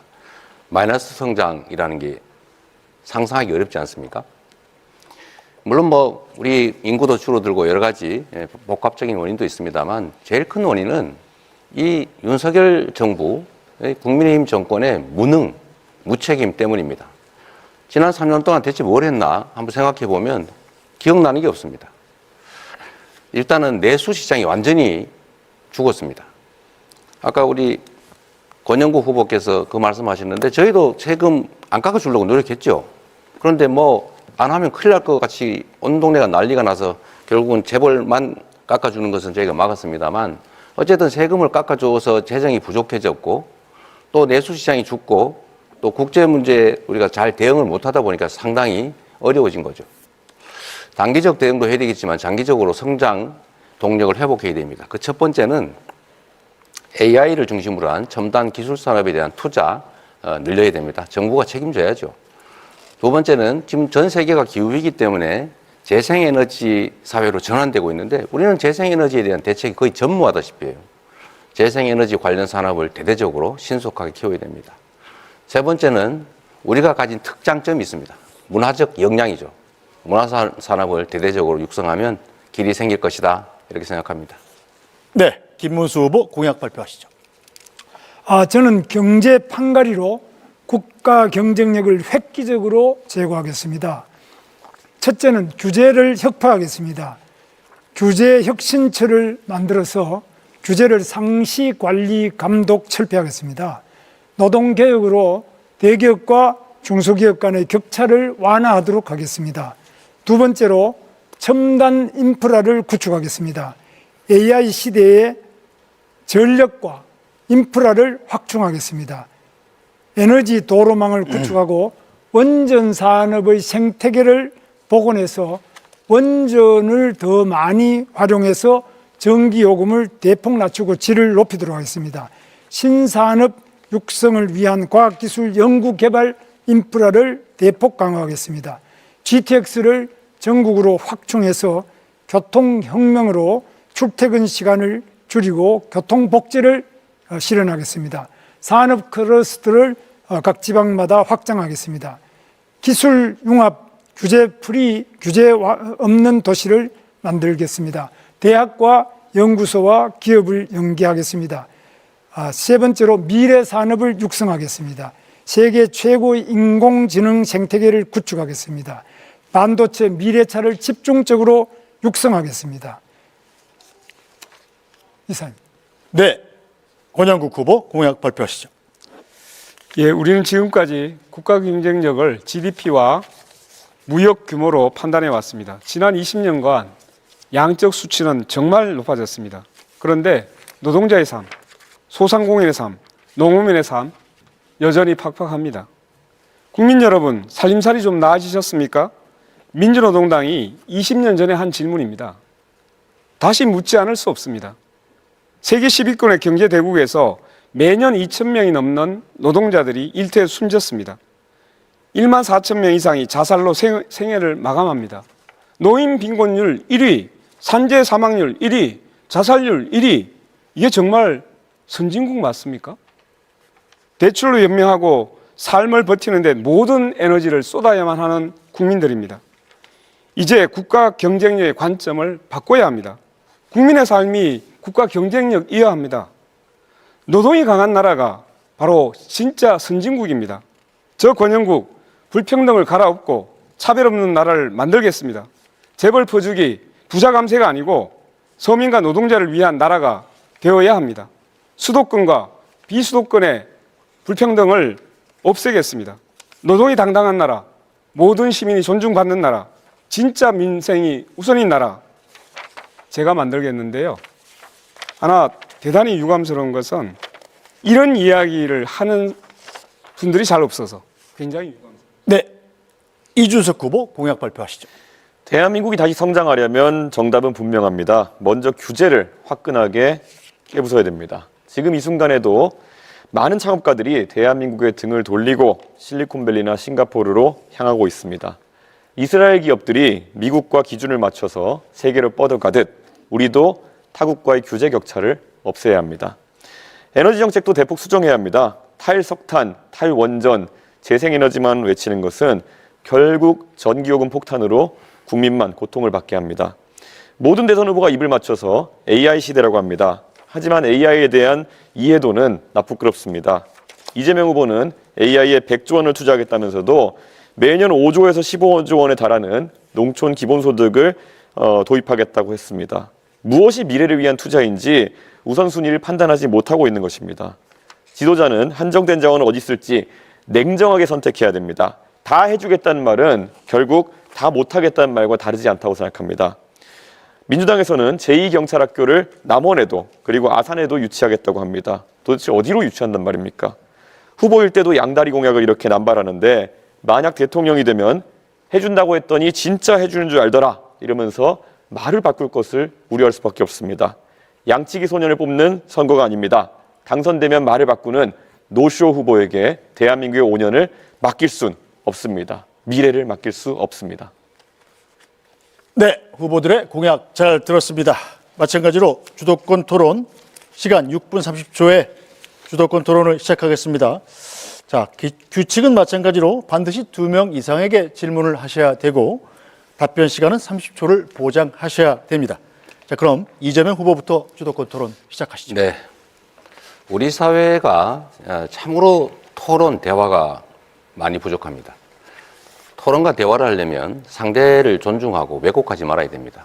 상대의 말을 왜곡해서 조작을 해서 네가 이렇게 말했지 이렇게 주장을 하면 이건 토론이 아니라 싸우자는 거죠. 규제 프리 도시라고 우리 김문수 후보 말씀하시면 규제가 전혀 없단 말이야? 그러면 뭐 교통신호도 이제 없애겠다는 거야? 이런 식으로 말하면 안 되는 거죠. 그건 합리적인 범위 내에서 꼭 필요한 규제 외에는 대부분 풀겠다 이런 뜻으로 저는 이해를 합니다. 이제 앞으로 좀 토론해서 상대가 하는 말이나 이런 것들을 왜곡해가지고 이 조작해가지고 없는 말 가지고 또는 엉뚱하게 이렇게 안 하면 합리적인 토론이 좀 가능하지 않을까 그런 생각합니다. 마찬가지예요. 우리 이준석 후보 지금 농촌 기본소득 5조 원, 7조 원 드는데 하겠다는 거냐? 농촌 기본소득을 저희가 도입을 하는데 제가 그렇게 다 전면적으로 한다고 하지 않았어요. 예를 들면 그다음에 시군, 특히 군 되겠죠. 이런 데서 매칭으로 좀 조금씩 나눠서 하고 가능한 범위 내 예를 들면 인구 소멸 위기가 큰 지역 중심으로 이 순차적으로 한다고 하지 않습니까? 그걸 왜 한꺼번에 한다고 전제를 하고 공격을 하나 좀 이해가 좀 안 된다 이 말씀 드리고요. 이 기업 규제 합리화 얘기를 많이 하시지 않습니까? 저도 동의합니다. 기업 규제, 불필요한 규제가 많죠. 공직자, 공무원들이 좀 자기 편하려고 하는 그런 규제가 많아요. 그런 건 당연히 줄여야죠. 없애거나. 또 시대에 안 맞는 규제 많아요. 그런 거 없애야죠. 또 새로운 영역에 대한 신설 규제도 가능하면 절제하는 게 필요하죠. 저는 이래서 규제에 대해서는 이렇게 표현하고 싶어요. 완화, 해소 이렇게 말하지 말고 합리화하자. 필요한 규제는 강화하고 불필요한 규제는 해제하거나 완화하자. 합쳐서 규제 합리화 이런 게 필요하다고 생각합니다. 김문수 후보님, 네. 제가 여쭤볼게요. 김문수 후보님도 이제 경기도지사를 하셨는데 수도권 규제 완화해야 된다고 많이 주장하셨죠. 그렇습니다. 저는 뭐 아주 적극적으로 주장했습니다. 그럼 수도권 규제를 그렇게 완화를 하면 수도권 집중에 따른 대한민국의 이 지속 성장에 장애되는 요인, 지방이 소멸하는 이 문제 어떻게 합니까? 지금 수도권 규제 완화 중에 하나가 바로 평택 삼성 반도체 공장 120만 평이 규제 완화로 가능했고요. 또 이천에 하이닉스도 SK 하이닉스도 콩밭을 하던 것을 규제를 완화해서 하이닉스를 했습니다. 그럼 그것이 지방에 마이너스가 됐습니까? 다 외국으로 가려고 하는 기업을 제가 유치를 해가지고 지방 사람들도 거기 와서 다 취업을 하고 그게 지방에 무슨 문제가 있습니까? 알겠습니다. 말씀의 취지는 합리적인 범위 내에서 완화하자는 거지 수도권을 대폭 규제를 풀어가지고 팽창시키자 그건 아니란 말씀이죠? 제 주장은 아니 잠깐만 그 네, 말씀이죠? 제 주장은 지방을 우선 해제하고 그 다음에 수도권도 자, 예. 합리적인 해제를 하자. 규칙은 좀 지켜가면서 하시면 좋을 것 같아요. 어쨌든 알겠습니다. 근데 아까 규제 프리 도시 말씀도 하셨잖아요. 네. 저는 수도권에 대한 규제를 합리화할 필요가 있다. 예를 들면 말씀하신 것처럼 규제를 안 풀어주면 해외로 나갈 기업들 이런 건 우리가 받아야 되겠죠. 해제 완화를 해서 잡아놔야 되겠죠. 해외에서 기업이 들어오는데 수도권 외에는 도저히 갈 수가 없다. 뭐 그런 경우는 필수적이니까 하는데 그 외에 수도권의 용도 규제를 완화한다든지 일반적 규제를 완화한다든지 이런 건 좀 하면 안 된다. 그건 지방에 대해서 기회를 박탈하는 거다. 이 생각을 말씀을 드리고 저는 시장 또 도지사를 할 때도 이 주장은 계속했다는 말씀을 좀 드립니다.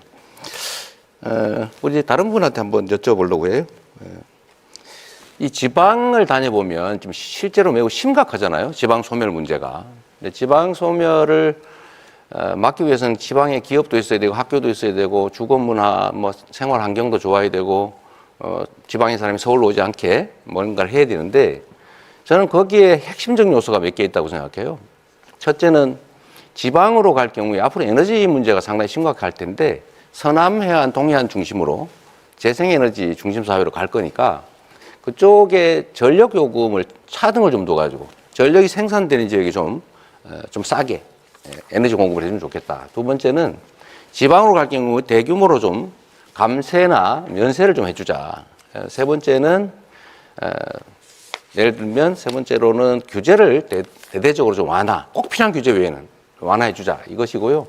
거기 덧붙여서 전국 단위로 서울대처럼 못 되겠지만 거점 단위로 국립대학들 집중 지원을 해가지고 좀 거기서 인재들이 양성될 수 있게 하면 좋겠다 이 생각을 하고 있는데 우리 권영국 후보님은 좀 이런 지방 균형 발전 문제에 대해서 좀 근본적인 대책이나 이런 거 고민해 보셨는지 말씀해 주시죠.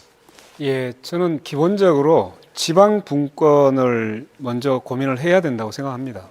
지금 읍면동의 자치권이 1961년, 60년이겠죠. 그 5.16 혁명, 그 쿠데타 때 그때 자치권이 사라졌습니다. 지금까지도 회복이 안 되고 있습니다.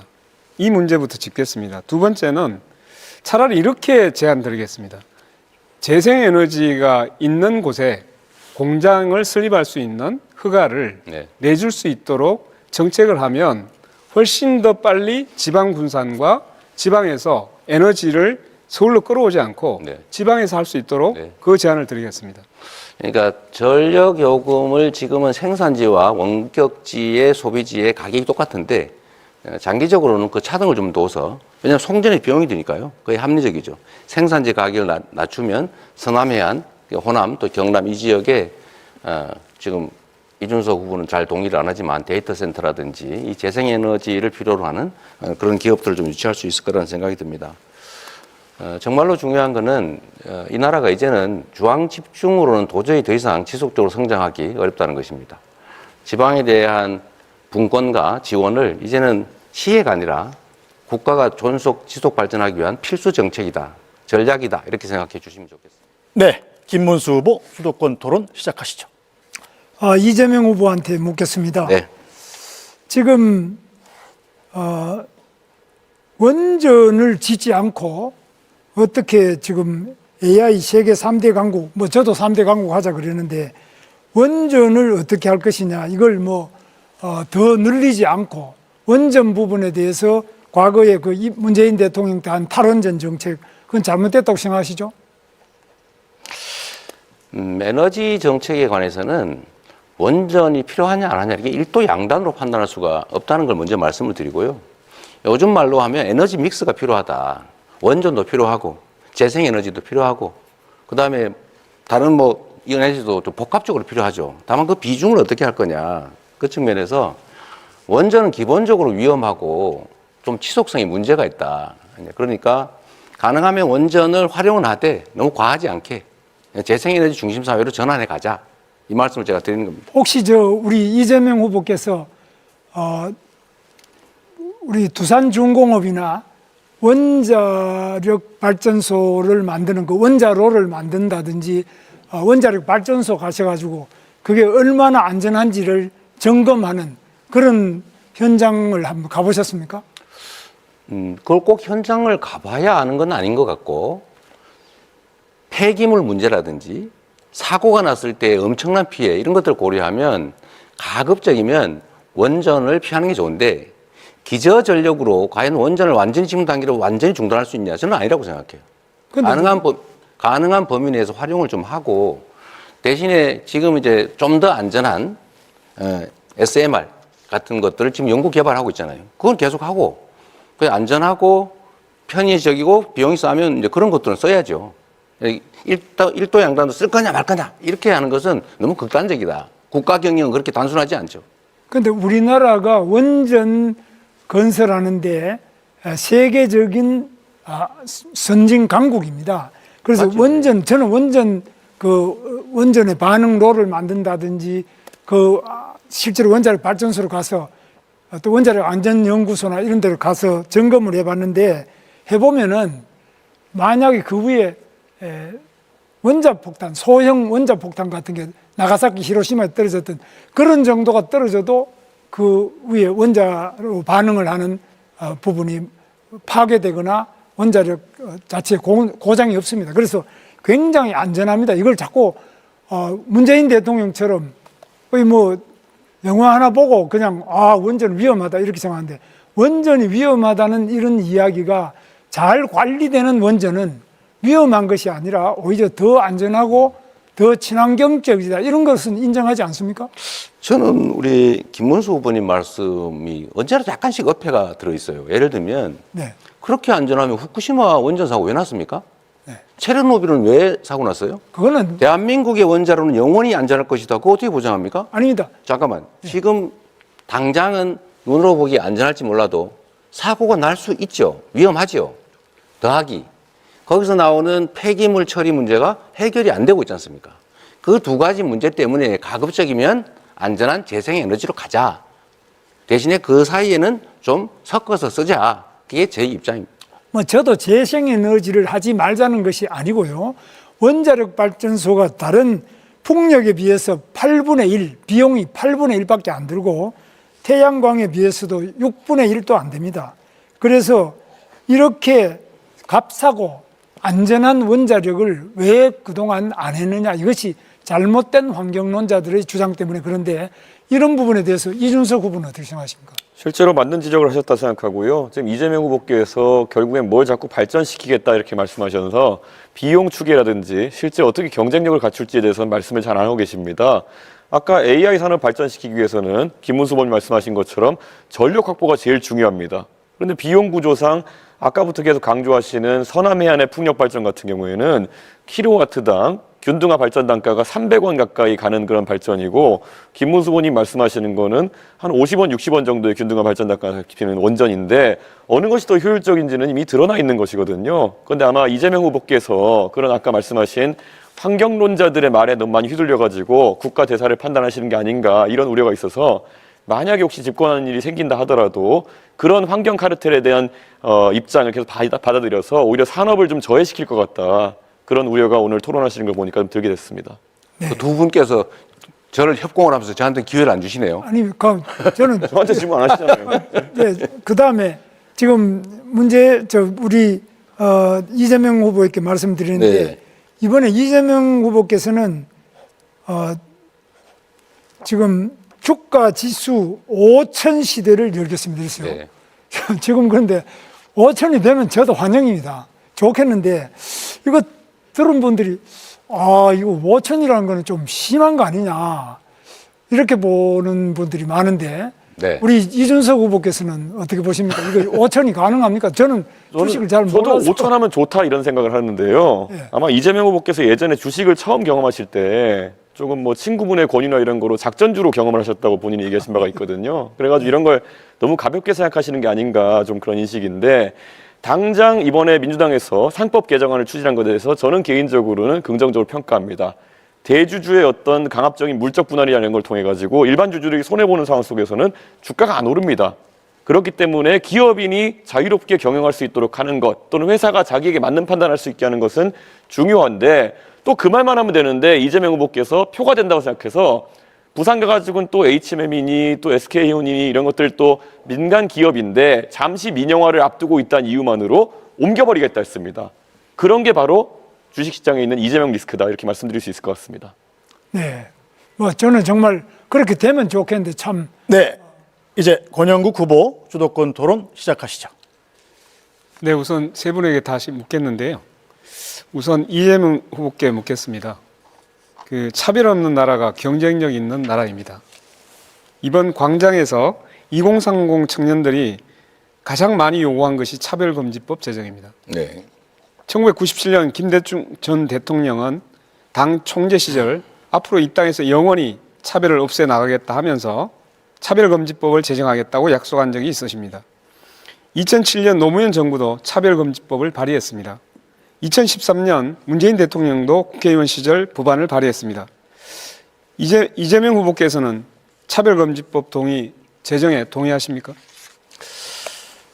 일단 저한테 기회를 주셨으니까 간단하게 재생에너지 생산 단가가 8배 비싸다, 6배 비싸다, 뭐 킬로와트당 잠깐만요, 300원이다. 이거는 아니요. 체크를 해볼 필요가 있을 것 같고요. 그만하시죠. 예. 규모화를 하면 그건 어느 정도 해결할 수 있다는 말씀드리고, 차별금지법 관련해서는 차별이 어떤 특정 요소에 의해서 생기는 거 방치하는 거 바람직하지 않긴 한데, 네, 지금 단계로 거기까지 듣겠습니다. 네.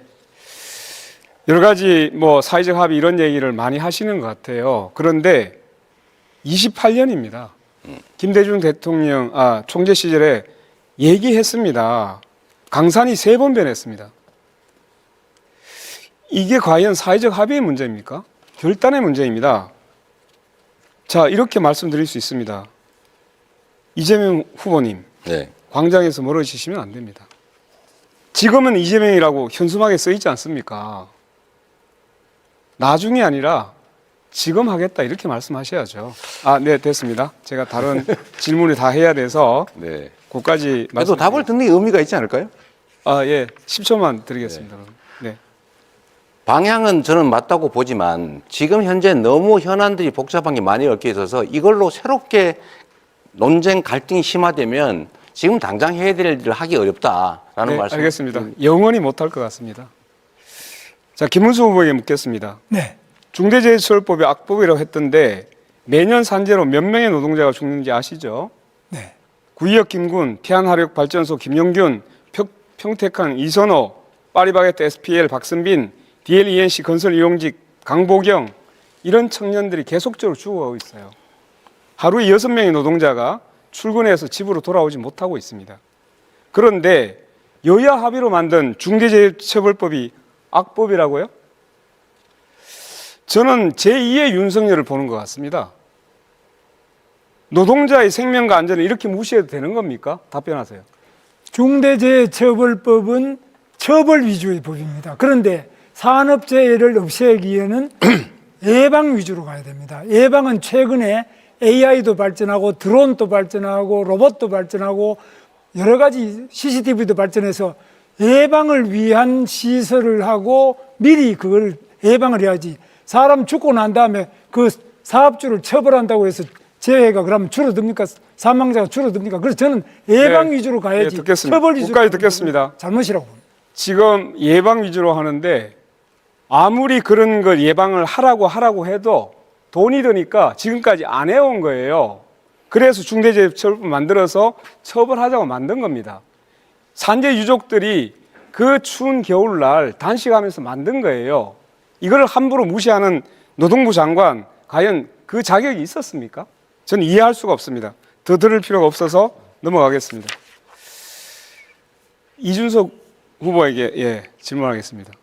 오랜만에 묻네요. 네, 반갑습니다. 그 후보님은 지역별로 최저임금을 달리 적용하자고 제안하고 계십니다. 제가 볼 때는 이거 되게 위험한 생각입니다. 우리나라는 대기업과 중소기업, 남성과 여성, 정규직과 비정규직, 그리고 플랫폼 노동자 이렇게 따라서 임금 차별이 매우 심합니다. 여기에다가 다시 또 수도권하고 비수도권 차별하자고 하면 이거 정말 위험한 거 아닙니까? 일본이 지역 차등 임금제 도입했다가 지역 인구가 더 유출되고 지방 경제가 피폐됐습니다. 한마디로 폭삭 망했어요. 그런데 이걸 가지고 자민당에서도 다시 인류화, 평준화 논의가 지금 진행되고 있습니다. 이 공약 처리해야 되는 거 아닙니까? 일본의 사례도 잘 알고 있고요. 반대로 미국의 사례도 잘 알고 있습니다. 미국 같은 경우에는 텍사스가 잘 아시는 것처럼 캘리포니아와 다르게 규제와 세금이 더 적기 때문에 많은 기업들이 텍사스로 이전했습니다. 그래서 최저임금도 낮고 법인세도 낮기 때문에 잘 아시는 일론 머스크 같은 사람도 스페이스X 같은 기업을 이전했던 것입니다. 저는 지역 간의 경쟁이 어느 정도 촉발될 수 있다 이런 생각을 하고 있고요. 사례를 본다 하더라도요. 텍사스는 최저임금이 7불 25로 연방 최저지만은 옆에 플로리다가 최저임금이 있음에도 불구하고 거기까지 듣겠습니다. 평균 임금은 더 높습니다. 거기까지 듣겠습니다. 미국은 땅이 큽니다. 그리고 연방이잖아요. 그건 주가 거의 국가예요. 그렇기 때문에 그 차이가 엄청나게 클 수 있어요. 어떤 차이가 크단 말이에요? 생활 조건이나 이런 것들이 많이 다를 수 있죠. 그런데 일본 같은 경우보다 우리나라는 훨씬 더 땅이 좁습니다. 그리고 생활이라는 것이 그렇게 큰 차이가 있는 게 아니에요. 그런데 그런 땅덩어리 있고 국가에 비견하는 주와 같은 데서 자율적으로 하고 있는 것하고 비교하는 자체가 그건 비교가 잘못된 거죠. 그래서 이렇게 보겠습니다. 자, 일본에서 이미 그렇게 차등제 뒀다가 결국은 임금 높은 데로 다 빠져나갔어요. 한국에도 그렇게 하면 유출될 뻔합니다. 지금도 일자리 아니면 좀 더 좋은 자리를 찾아가지고 수도권을 몰리고 있잖아요. 이렇게 해놓으면 완전히 수도권을 다 몰려버립니다. 지방 완전히 망합니다.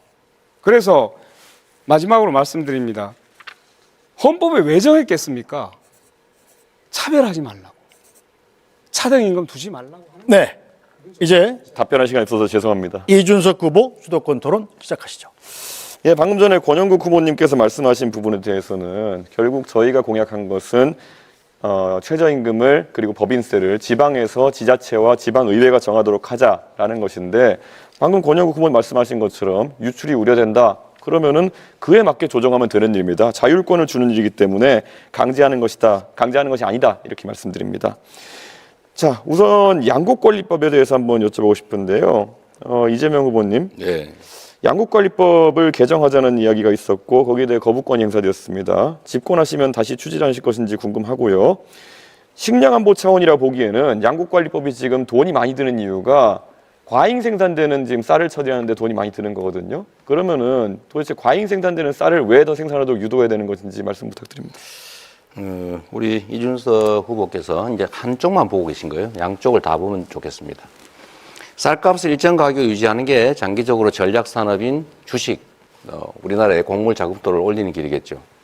그런데 가끔씩 과잉 생산되는 경우가 있어요. 그럴 경우는 정부가 사서 양곡 가격을 관리해 주자. 대신에 여기 추가로 경작 면적을 조정하기 위해서 대체작물 지원 제도를 도입하자. 이 두 가지를 동시에 도입하면 정부가 쌀 사지 않기 위해서 대체작물 지원을 예측해서 충분히 알겠습니다. 하면 관리가 가능하죠. 결국 3조 원씩 더 쓰겠다는 말을 그냥 저렇게 돌려가지고 핑계를 대고 있다 이렇게 보면 될 것 같습니다. 안 쓰려고 대체작물 제도를 도입한다니까요. 이재명 후보님께서 스테이블 코인 이런 얘기도 하셨어요. 그런데 스테이블 코인 얘기하시면서 사실 어떤 방식인지 뭐 담보형이라고 하셨는데 담보형 코인들 중에서도 제가 알기로는 미국 달러화를 기반으로 한 담보형 코인 외에 실제로 스테이블 코인이 사용되는 경우가 거의 없습니다. 실제 USDT, USDC 두 가지가 90%가량의 유통량을 담당하고 있는데요. 혹시 USDT와 USDC 어떤 부분이 차이가 있는지 알고 계십니까? 첫째로 곡물 쌀값 관리에 3조 아니, 원이 USDT, 든다. USDC 질문입니다. 잠깐만 계세요. 저 대답은 주도권 우리가 토론입니다. 자율적으로 하는 것이죠. 그거는 주도권 토론입니다. 예. 그렇더라도 답을 들어보고 가세요. 얘기하고 다음에 할 거니까. 시간 낭비하시려고 하는 자, 3조 원을 쓴다는 얘기는 사실이 아니다. 그렇게 단정해서 그렇게 남의 정책을 호도하지 않으면 좋겠다는 것이고요.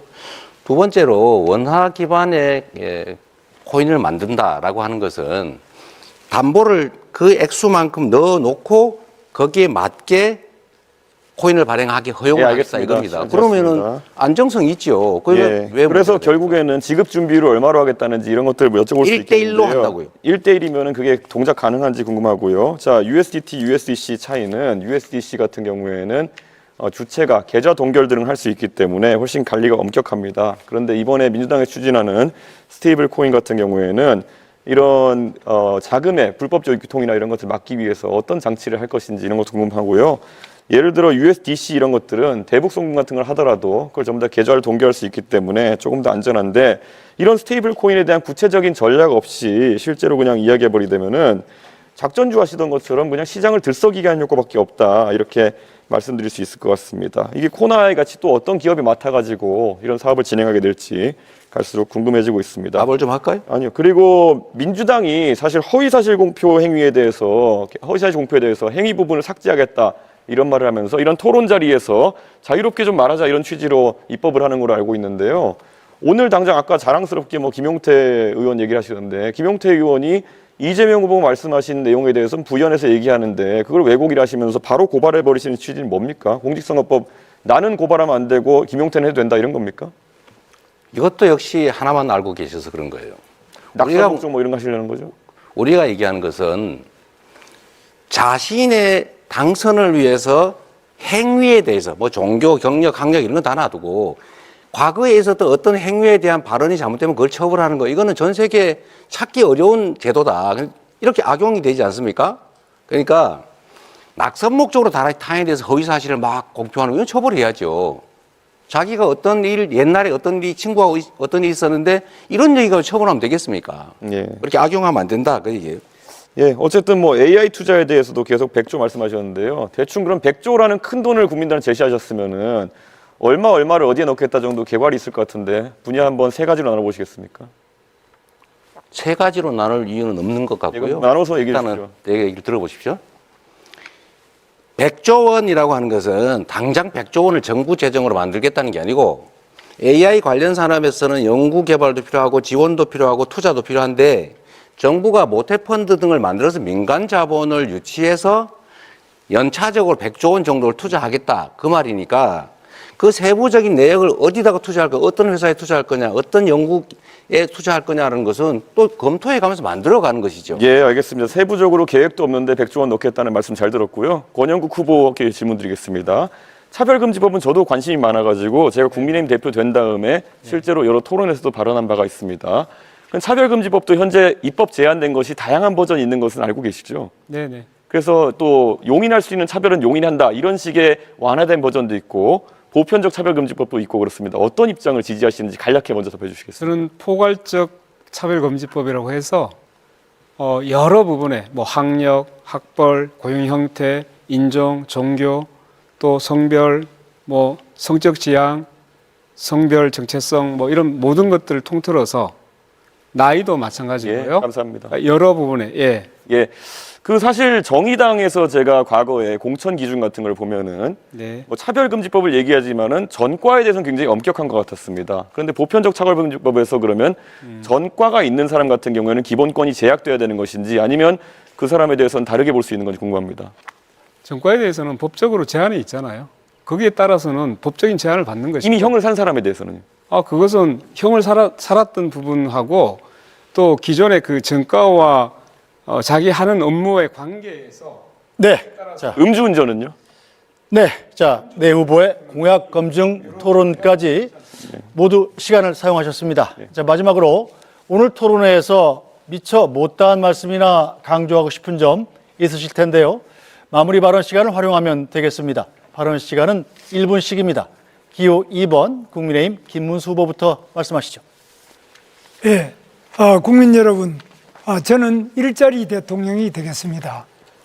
일자리를 많이 유치해서 우리 젊은이들이 일자리를 가지고 행복한 생활을 할 수 있도록 확실하게 노력을 하겠습니다. 저는 일을 해봤습니다. 일의 많은 실적을 가지고 있습니다. 저는 지구를 10바퀴 돌면서 외국 투자를 유치했고 외국의 많은 연구소도 유치를 했습니다. 판교, 광교 테크노밸리를 만들고 또 평택 삼성 반도체 공장을 만들었습니다. GTX도 지금 제가 만든 것입니다. 저는 서민 대통령이 되겠습니다. 어려운 서민들과 늘 함께 살며 저 자신이 서민적인 생활을 계속해오고 있습니다. 저는 깨끗한 대통령이 되겠습니다. 절대 저와 저희 공직자들이 부패하면 국민이 힘들고 나라가 망한다는 생각을 가지고 깨끗한 대통령, 유능한 대통령이 되도록 하겠습니다. 네. 기호 5번 민주노동당 권영국 후보 말씀하시죠. 네, 국민 여러분, 이번 대선은 선택이 아닙니다. 심판입니다. 헌법을 짓밟고 계엄령을 기도한 내란 세력, 노동을 배반하고 변절한 가짜노동 김문수 후보, 이제는 역사의 뒤안길로 퇴장시켜야 합니다. 광장이 압도적으로 승리해야 합니다. 내란 세력을 압도적으로 패배시켜야 합니다. 저 권영국은 노동을 배반하지 않았습니다. 평생을 현장에서 싸워온 사람입니다. 변절한 가짜 노동이 아니라 진짜 노동의 대표 정치로 여러분 앞에 섰습니다. 응원봉을 들었던 청년들, 전봉준 트랙터를 몰고 온 농민들, 깃발을 든 노동자들, 히세스 시위에 나선 여성과 성소수자, 그리고 장애인들, 그 모든 광장의 주체들이 압도적으로 승리해야 합니다. 그러기 위해서 저 권영국 광장의 이름으로 싸우겠습니다. 정권 교체를 넘어 사회 대전환으로 이루겠습니다. 기호 5번 민주노동당 권영국이었습니다. 고맙습니다. 네. 기호 4번 개혁신당 이준석 후보 말씀하시죠. 서울의 끝자락 지하철 4호선 종점 상계역에서 신혼을 시작한 어느 부부가 있었습니다. 조금이라도 사회의 중심에 다가가고자 덜 입고 덜 쓰면서 자식 교육의 모든 것을 걸었습니다. 아이는 국비 유학생이 되었고 거대 정당의 대표까지 지낼 수 있었습니다. 이제는 공정한 대한민국을 신뢰하며 대통령 후보로 나섰습니다. 이 이야기는 저희 가족만의 이야기가 아니어야 합니다. 오늘보다 나은 미래를 다음 세대에게 물려주고자 하는 애틋한 마음, 그것이 지금까지 대한민국을 지탱한 정신입니다. 이준석은 이 전통을 이어가고 싶습니다. 누군가는 자녀 세대의 미래를 빚으로 당겨서 가불해서 쓰자고 얘기합니다. 그것은 대한민국의 방식이 되어서는 안 됩니다. 저 이준석을 대한민국의 대통령으로 만들어 주십시오. 건전한 정책으로 기회의 사다리를 지켜 다음에는 여러분의 자녀와 손주들이 이 자리에 서는 꿈을 지켜내겠습니다. 네. 기호 1번 더불어민주당 이재명 후보 말씀하시죠. 존경하는 국민 여러분, 지금이 참으로 큰 위기입니다. 얼마나 먹고 사는 일이 힘들고 팍팍합니까? 지금 내란 세력들 때문에 나라가 이렇게 위기에 빠졌습니다. 지금 대통령 선거를 앞두고 있습니다. 대통령. 크게 국민들을 통합해서 하나로 힘을 모으는 그런 우두머리겠죠. 이 대통령을 뽑는 데 있어서는 과연 그가 이 나라 이 국민들을 힘을 합쳐서 정말 새로운 대한민국으로 만들 수 있는지를 꼭 보셔야 합니다. 유능하고 충직한 그 대리인을 뽑아야 국민이 맡긴 권력과 예산을 오로지 국민만을 위해서 제대로 쓸 것입니다. 주어진 권력을 사적 이익을 위해서 남용하는 그런 정치 집단에게 다시 또 대한민국 운명을 맡길 수는 없는 것 아닙니까? 이번 선거는 심판 선거가 맞습니다. 유능한 그리고 준비된 대통령 후보 저 이재명에게 기회를 주시면 새로운 대한민국을 만들어서 보답드리겠습니다.